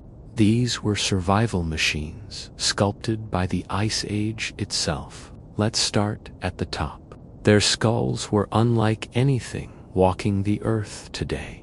Massive lows, sloping foreheads, thick, double-arched brow ridges that jutted out like bone armor, and skulls so thick they've been compared to natural helmets. Their brain cases were actually larger than ours, averaging around 1,600 centimeters compared to our modern 1,400, though shaped differently, elongated and flatter at the back, more adapted to spatial processing and visual depth, possibly giving them better memory and environmental awareness in the dark, dangerous forests they lived in. Moving down to their face, things get even more extreme. They had absolutely gargantuan noses, wide and tall, with internal nasal cavities far larger than any human alive today. This wasn't just for show. These oversized nasal passages acted like internal heaters, warming and humidifying icy air before it reached their lungs, a crucial adaptation for surviving sub-zero temperatures in glacial Europe. Their midface is also projected forward, giving them a distinctive pulled-out facial structure, something almost no other human species has. Their jaws were built like vices, with powerful bite force and incredibly large front teeth that weren't just for eating. They used them like a third hand. The wear patterns on Neanderthal teeth tell us they routinely gripped animal hides between their teeth while cutting and processing them, literally pulling and tearing with their mouths in coordination with their hands. This habitual wear left their incisors ground down and polished like tools. Now, let's get into the body. And this is where things get truly beastly. Neanderthals were short but powerfully built with compact torsos, massive rib cages, and extremely thick limb bones. Their femurs and humeri were so dense and thick they rivaled that of Olympic lifters, and their pelvises were flared and heavy, optimized for strength and stability over long descensions speed. Imagine someone barely over 5 trillion tall, but able to haul half a reindeer on their back through a snowstorm. Their bones show a shocking number of injuries: broken limbs, cracked skulls, crushed ribs. But what's more incredible is how many of those injuries healed. These weren't one-off accidents. Neanderthals lived through impacts that would kill a modern human and kept going. Their skeletons tell a story of close quarters hunting, violent survival, and superhuman durability. Even their fingers were thick and strong, more like blunt tools than dexterous human hands. Altogether, their anatomy wasn't just functional, it was terrifyingly efficient. They weren't built to run. They were built to endure, to smash, to wrestle prey to the ground, and survive in conditions that would kill most modern humans in hours. The more you look at their bones, the more one truth becomes undeniable. Neanderthals were not weaker versions of us. They were our Ice Age cousins, but physically they were monsters. Now imagine stepping into Ice Age Europe, an unforgiving wasteland of snow-covered tundras, jagged glaciers, and howling winds so cold they could freeze skin in minutes. This was a world ruled by mammoths, woolly rhinoceroses, cave bears the size of SUVs, and saber-toothed predators lurking in the shadows. In this brutal environment, where temperatures regularly plunged far below freezing, Neanderthals didn't just survive, they thrived. Their existence in these deadly landscapes wasn't a fluke. It was the result of ingenious adaptations and survival innovations that pushed the limits of what early humans could achieve. One of their greatest weapons was fire. Not just using it, but mastering it. Neanderthals didn't rely on luck or lightning strikes. They managed fire like a tool. They learned to maintain embers for days, possibly weeks, and used a variety of fuels from wood and bone to charcoal and even dried dung. Evidence suggests they understood fire transport, carrying smoldering embers from site to site in bark containers or hollowed bones, ensuring warmth and cooking power wherever they roamed. They likely built stone hearts and used controlled burning to manage campsites, adding insulation from the bitter cold. But survival wasn't just about fire. It was about strategy, coordination, and care. Neanderthals operated in tight-knit groups, and their hunting techniques proved it. They hunted big game like bison and mammoths, not with long-range weapons, but up close and personal, ambushing prey in narrow ravines, working as a unit to drive animals off cliffs or into traps. This required planning, communication, and trust. Injuries from these brutal hunts were common. But here's where things get even more human. Neanderthals took care of each other. Fossil records show individuals who lived years after sustaining crippling injuries. Missing limbs, blindness, chronic pain, survival only possible with help from their group. This wasn't a savage, cold species. It was a deeply communal one. They shared food, tended the wounded, and protected the weak. Their campsites show signs of structured living, specific areas for butchering, firemaking, and tool repair. Some sites even contain natural windbreaks built with mammoth bones or stone walls, suggesting they modified their environment for long-term use.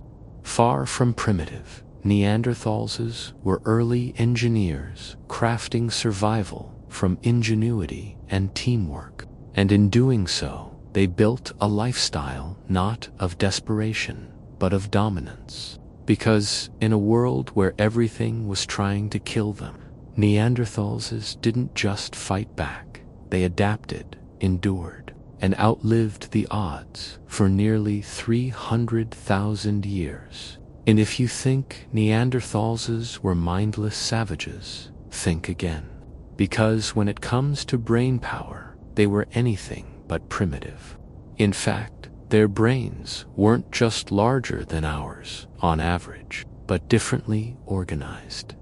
Studies suggest they had an expanded visual cortex in regions of the brain associated with motor control and spatial awareness, giving them razor-sharp senses and a deep understanding of physical environments, perfect for tracking prey through dense forests or navigating icy terrain.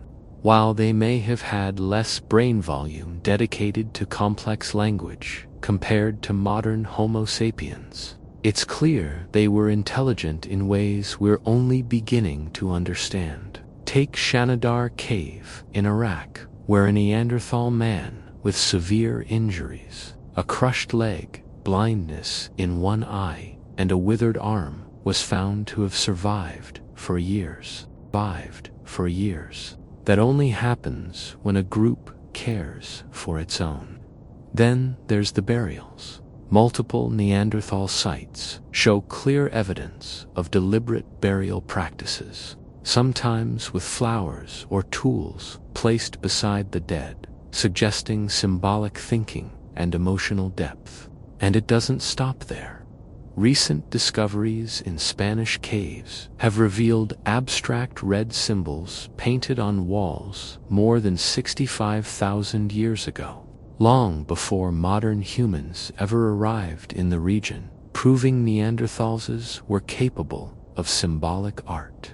They also made wooden spears, some over 2 meters long, crafted with fire and stone tools, and likely used for thrusting at close range.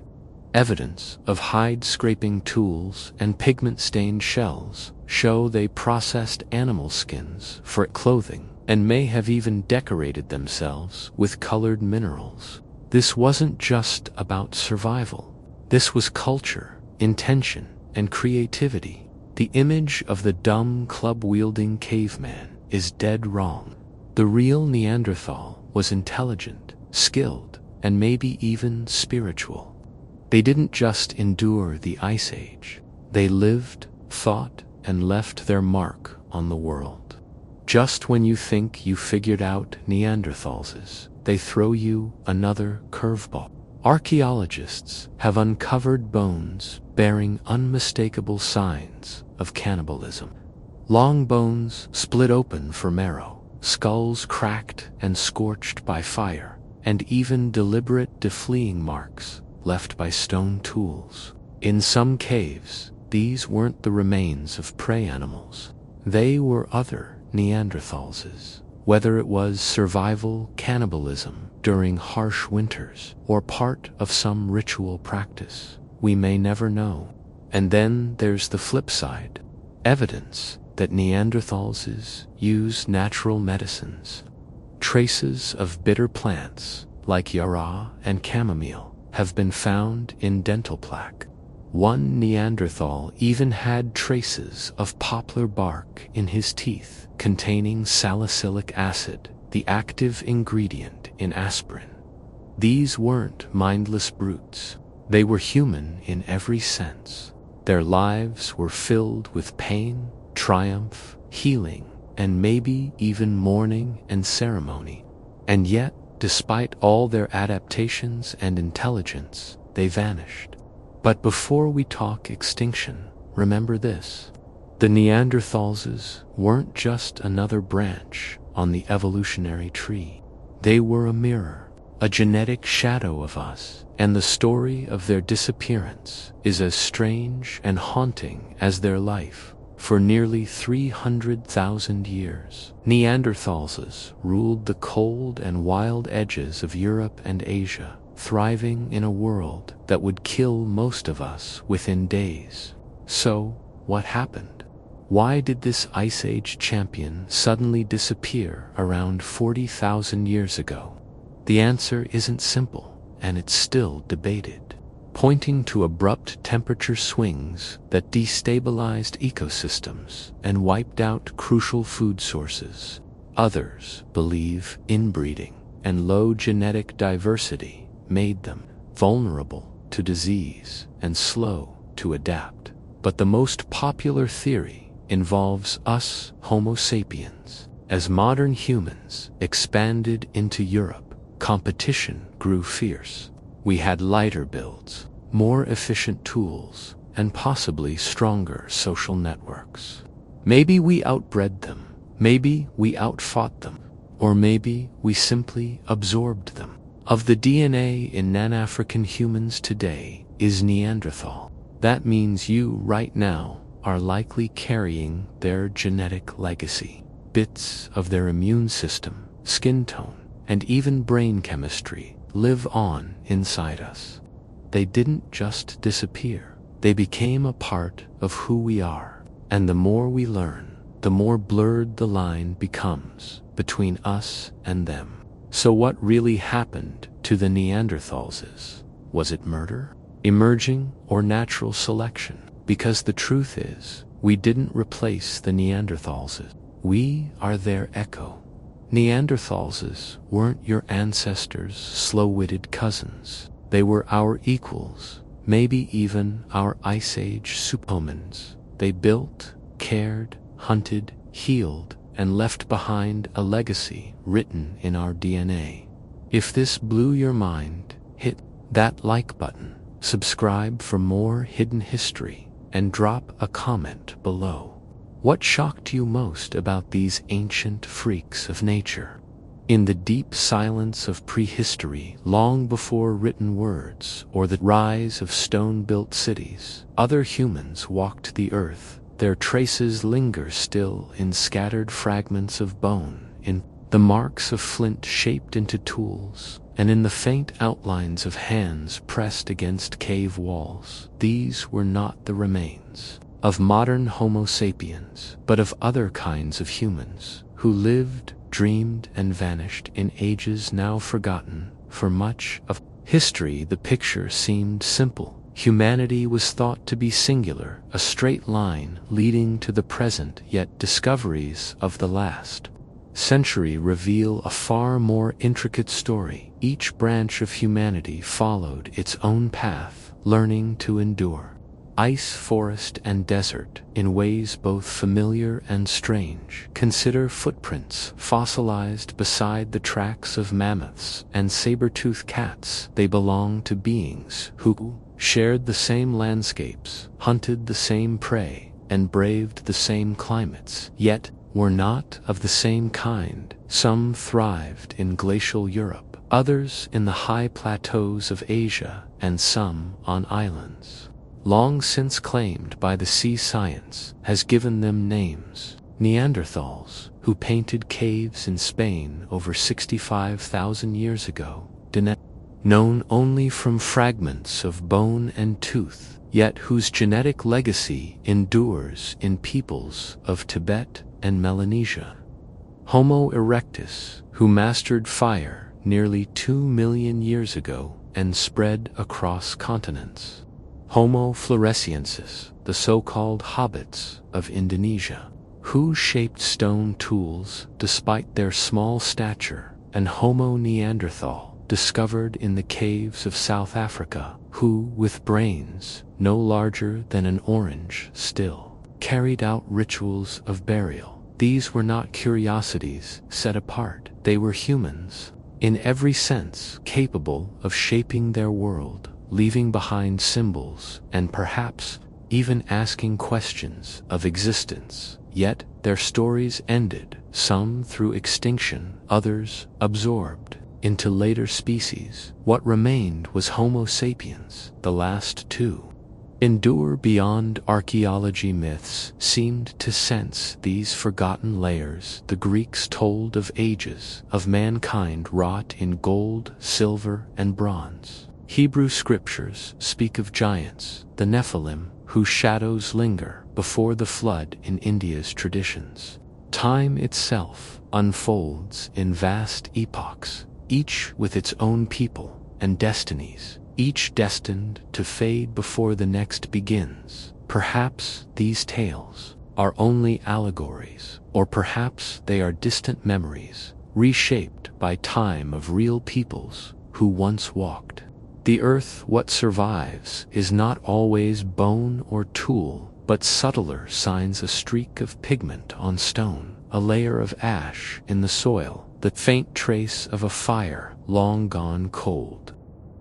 Such whispers suggest that memory lives not only in artifacts, but in silence itself. This exploration will follow those whispers. It will begin with the earliest known ancestors, move through the rise of distinct human species, trace the achievements they left behind, and then descend into the mystery of their disappearance. The journey is not one of certainty, but of fragments pieced together, hinting that Homo sapiens were not the first, and perhaps will not be the last. Let the thought rest with you as the night deepens. Are we the first singers in this ancient chorus, or merely the last echoes of a song begun long before our time? If a thought or a question stays with you, you may share it softly in the comments below, and if you wish to drift further into mysteries like this one, leave a like, subscribe, and stay with the channel. The stories that follow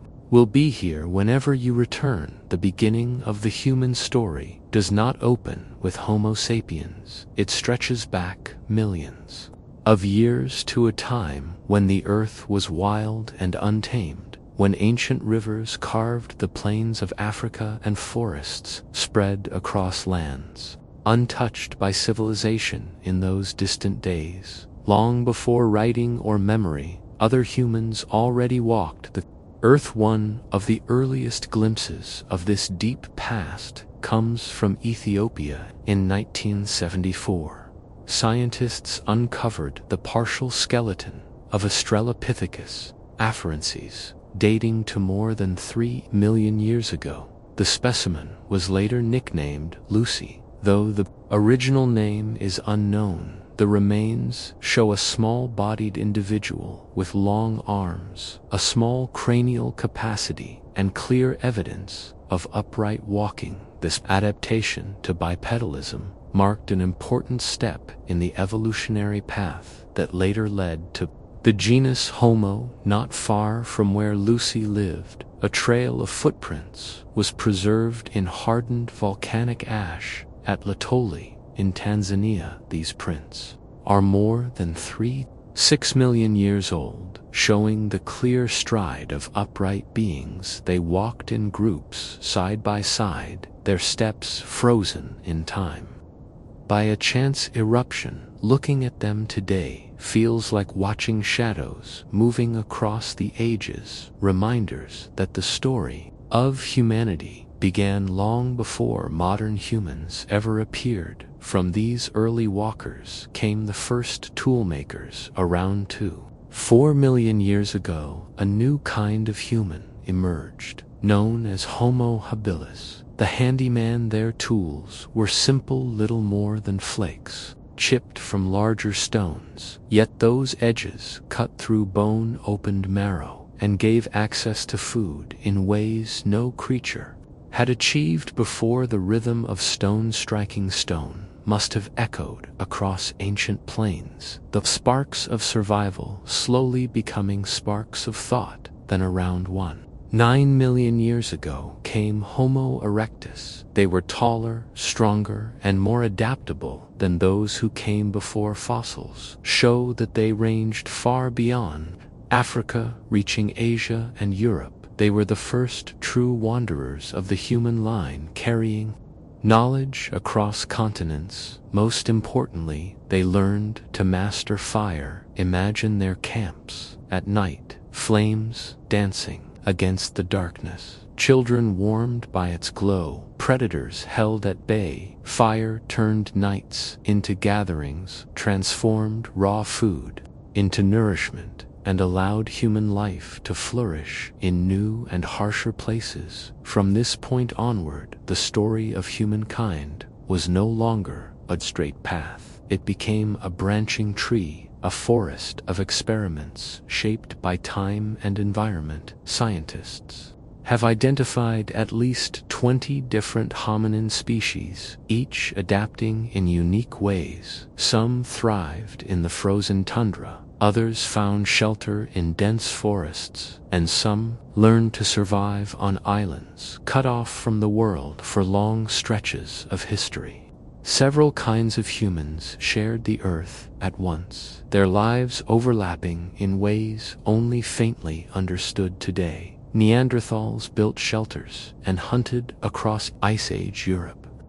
Denisovans endured the thin air of Asia's high plateaus, carrying genes that would later help modern people survive at great altitudes.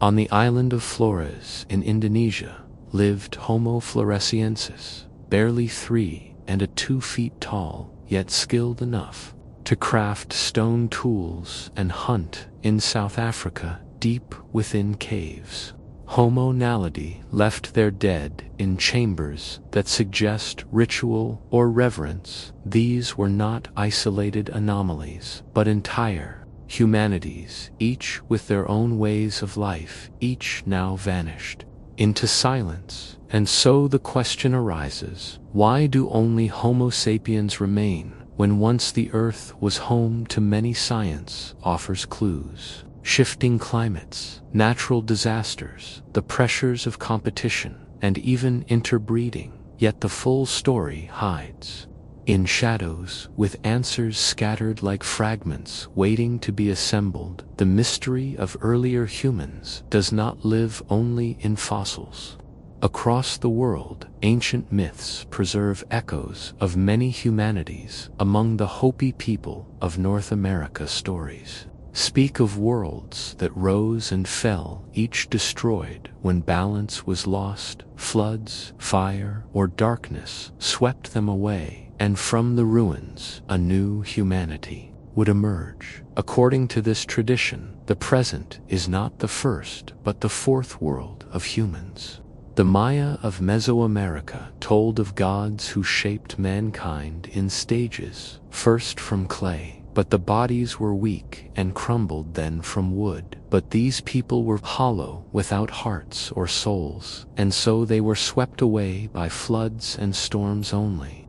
When humans were formed from maize, the sacred corn, did they endure? The story suggests that earlier humanities were created and erased, each one a failed experiment. Before the present, even the ancient civilizations of Mesopotamia recorded tales of repeated creations. In some accounts, the gods formed early humans to serve them, but these beings were flawed, unable to bear the burden of labor. They were wiped away, and new versions were made until one kind finally survived, though written thousands of years ago. These myths resonate with the fossil record, where species after species rose and disappeared before modern humans came to be.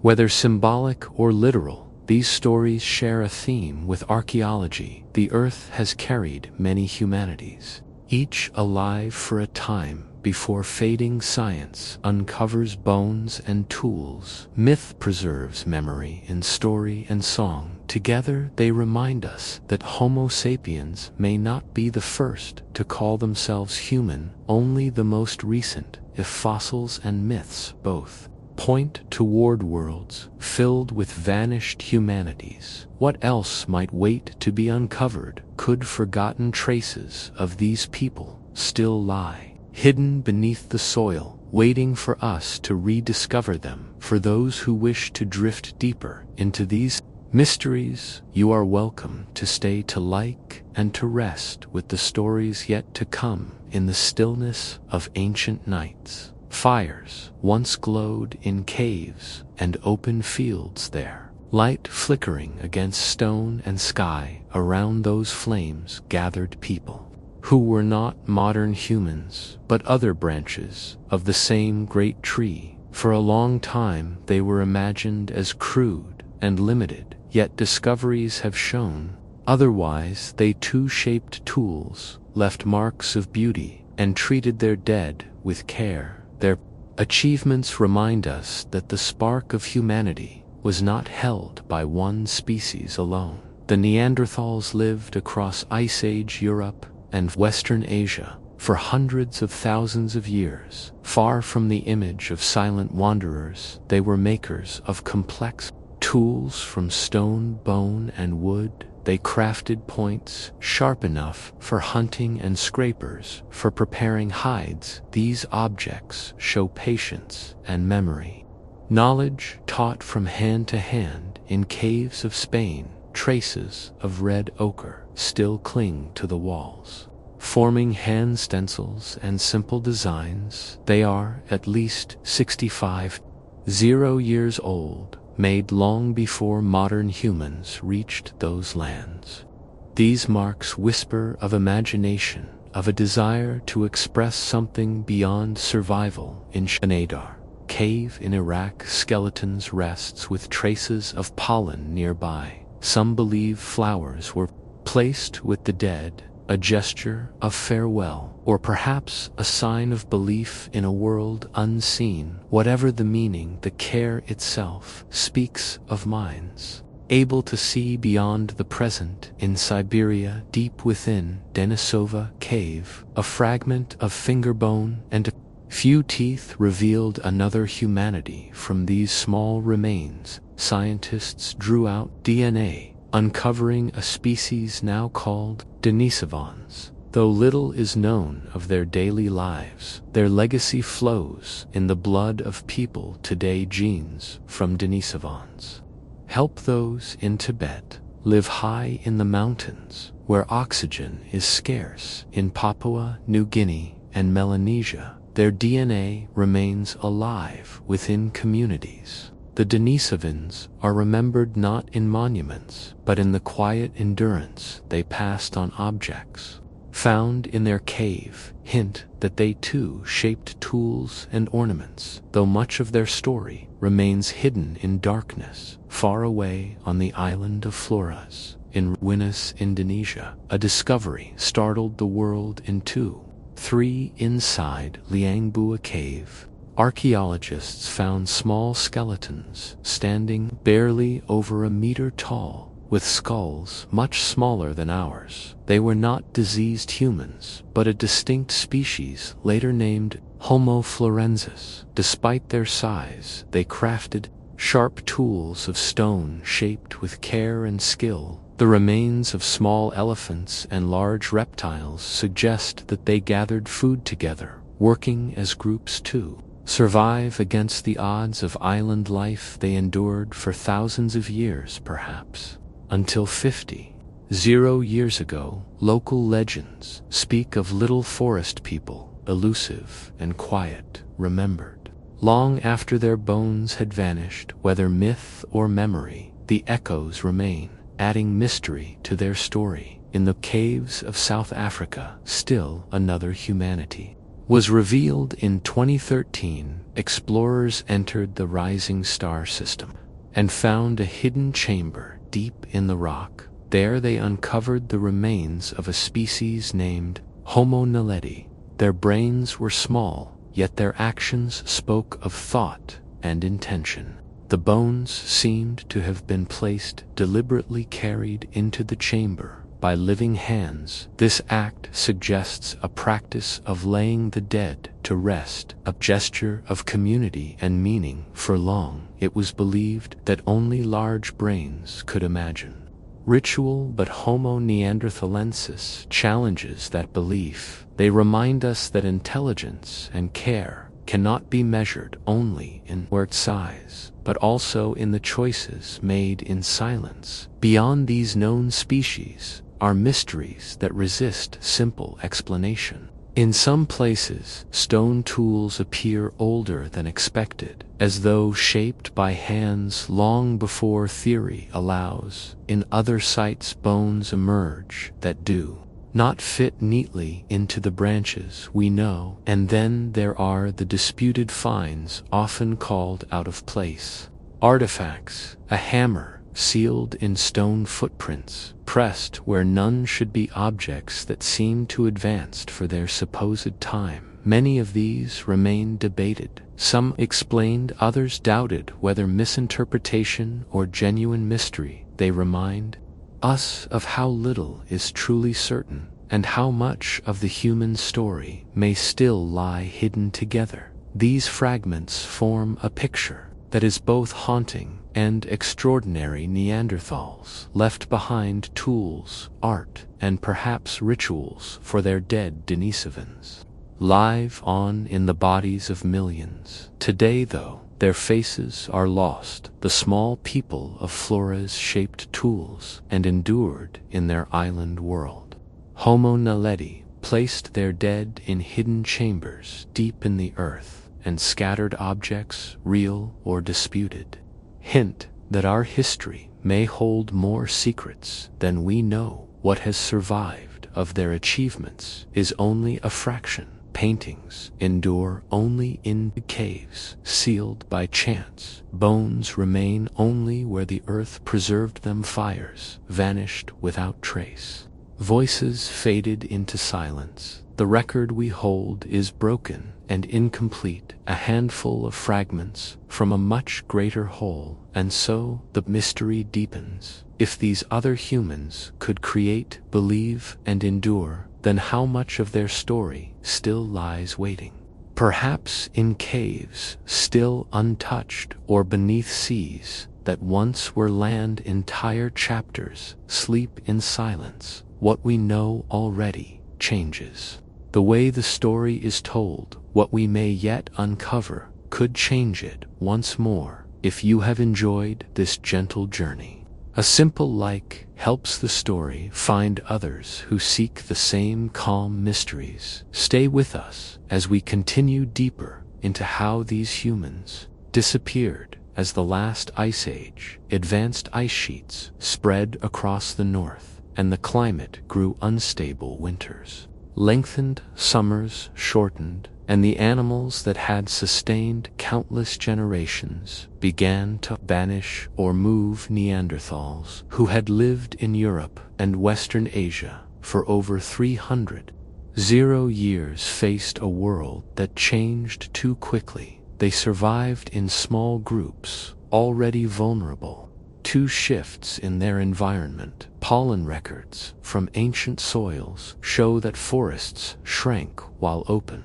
Tundra expanded. With fewer plants came fewer animals, and hunting grew harder. Slowly, their numbers dwindled by around 40 years ago. The Neanderthals were gone, their camps abandoned, their voices silent on a small island far to the south. Another humanity lived in delicate balance. Homo floresiensis had thrived on Flores for millennia, crafting tools and adapting to the rhythms of island life. But the island lay in a volcanic fossils known as the Red Deer Cave people show unusual features and may have survived until just 14,000 years ago. Far later than expected, some stone tools appear older than the species thought to have made them. Other finds labeled out of place Artifacts remain controversial. A hammer encased in ancient rock footprints, pressed into strata said to predate humans, or objects that seem too advanced for their age. Many are disputed, some explained, others quietly set aside, whether error or truth. They remind us that the human story is incomplete. Homo sapiens alone remained the Neanderthals of Europe, the Denisovans of Asia, the hobbits of Flores, the Nelathi of South Africa. All had vanished. Their voices were silenced, their fires extinguished. Only one lineage survived, and in time it came to believe it was the first and the only. Yet their traces remain in our DNA, in tools, buried in earth, in arts, sealed in stone. Still, the mystery endures. Were they erased only by storms, eruptions, and cold? Or did the spread of sapiens play a role more decisive than nature itself? Again and again, our arrival and their decline appear side by side. Perhaps our survival was written not only in resilience, but also in the forgetting of others. If their disappearance was shaped not only by climate, but also by human hands, what does that reveal about the greater story of our kind? Was survival achieved through resilience alone, or by leaving no space for others to endure? Such questions linger as the journey continues. If they speak to you, a simple like helps the story find others who drift through the same mysteries and stay with us as we continue into the traces of lost humanity. The story of ancient humans did not end when their last fires went dark. Pieces of them remain woven into the bodies of people today. Long ago, as early Homo sapiens moved across new lands, they met Neanderthals, Denisovans, and others. They shared more than tools and hunting grounds. They formed families, and children carried fragments of different lineages in their blood. Those fragments still live on, shaping health, endurance, and even the rhythm of daily life. From Neanderthals came genes that once gave hunters an edge in Ice Age Europe. Some of these sharpened the immune system, helping bodies fight infections in cold, harsh climates. Yet the same sequences can turn against the body, raising the risk of inflammation or autoimmune disease. In recent years, researchers linked one particular stretch of Neanderthal DNA to severe responses to COVID-19, a reminder that their influence is still unfolding in the present. Not all effects bring harm. Other Neanderthal variants affect skin and hair traits that once helped people adapt to different sunlight and temperature. And some even guide circadian rhythm, the cycles of sleep and waking.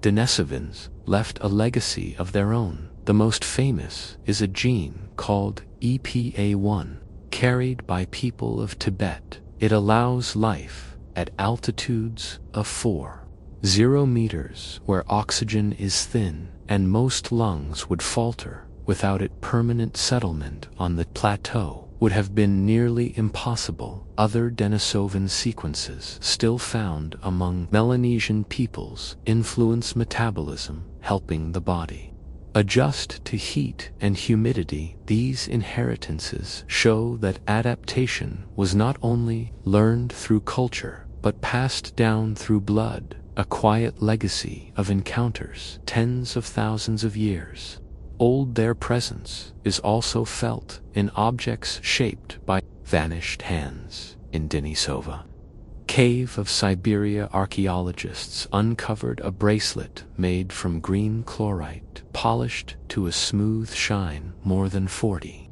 years ago. Its drilled hole is so fine, it looks almost modern. For years, such craftsmanship was thought to belong only to Homo sapiens. Yet this ornament shows that Denisovans also shaped beauty, turning stone into something more than a tool. In North Africa, tiny shells pierced and strung as beads over 80 0 years old, reveal one of the earliest known acts of symbolic adornment across continents. Different human groups left signs that identity and meaning mattered as much as survival. Echoes of these other humans may also live on in memory in Europe. Legends spoke of giants in the forests, lingering long after Neanderthals were gone in the Himalayas. Tales of mountain spirits recall figures dwelling in thin air where Denisovan genes still help people endure. In Southeast Asia, stories tell of little forest folk, shy and small, reminiscent of Homo floresiensis, of flora's whether invention or distant recollection. Such stories suggest that encounters left marks not only in bones but in imagination. New discoveries keep widening the view.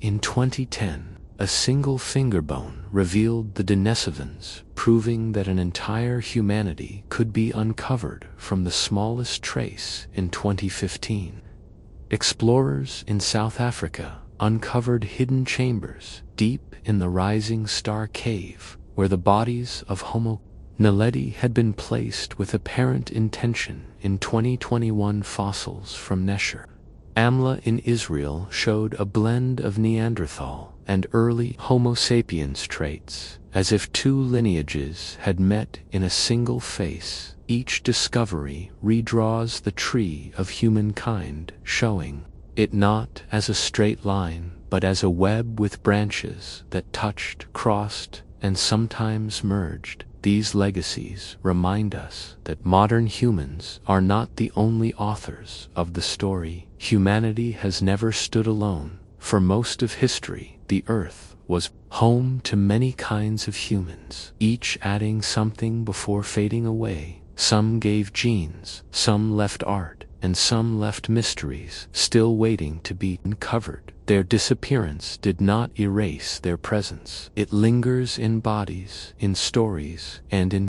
artifacts hidden beneath soil. And see if so much has already been forgotten, what else still lies waiting. Could the greatest chapters of the human story be those that remain undiscovered in the quiet chambers of Denisova Cave? A single fragment of bone revealed one of the most astonishing secrets of all. In 2018, genetic testing showed that the remains belonged to a young female whose father was Denisovan and whose mother was Neanderthal. Two ancient peoples, thought long gone, were joined in a single life. More than 0 years have passed since that individual walked the earth, yet the discovery proves that the human story was never separate, but braided together. Humanity was not built from one line alone, but from crossings, unions, and encounters now half forgotten. That finding is only one thread in a much larger tapestry across the world. Whispers remain of other humans remembered long after the bones were gone on distant islands. Traditions tell of small forest folk, shy and elusive, said to have lived within memory, though the fossil record marks their kind as ancient. In the mountains of Asia, songs speak of beings who endured where the air was thin, and the peaks unforgiving. Perhaps these are inventions of imagination, or perhaps they echo real encounters. Stories retold until fact and myth blurred together. The Earth itself carries other mysteries. In Turkey and Central America, impressions in ancient stone look strikingly like human footprints, yet seem far older than Homo sapiens. To some, they are geological quirks, accidents of rock and erosion. To others, they hint at humans, not yet recognized lineages that walked the earth before our Earth's charts and timelines begin. Whatever their origin, they remind us that the ground beneath our feet may hold chapters of history still unread. Each of these traces, whether in DNA, in legend, or in stone, suggest the same truth. The human story is unfinished, new branches continue to emerge from caves and deserts, from mountains and seas, reshaping what once seemed certain. The more that is uncovered, the clearer it becomes. How much has already been lost? Entire peoples may remain unknown, their stories buried in their silence, their presence waiting to be found once more. And so the thought lingers as the night deepens. If Homo sapiens was not the first, will it be the last? Or is this age only a passing moment, a single note in a much longer music, a fleeting sound in the great symphony of humankind? If these quiet mysteries stir your curiosity, a gentle like will help the story drift to others who search for the same calm wonder. Share your thoughts in the comments and stay close for the journeys still ahead. Good night. Good night.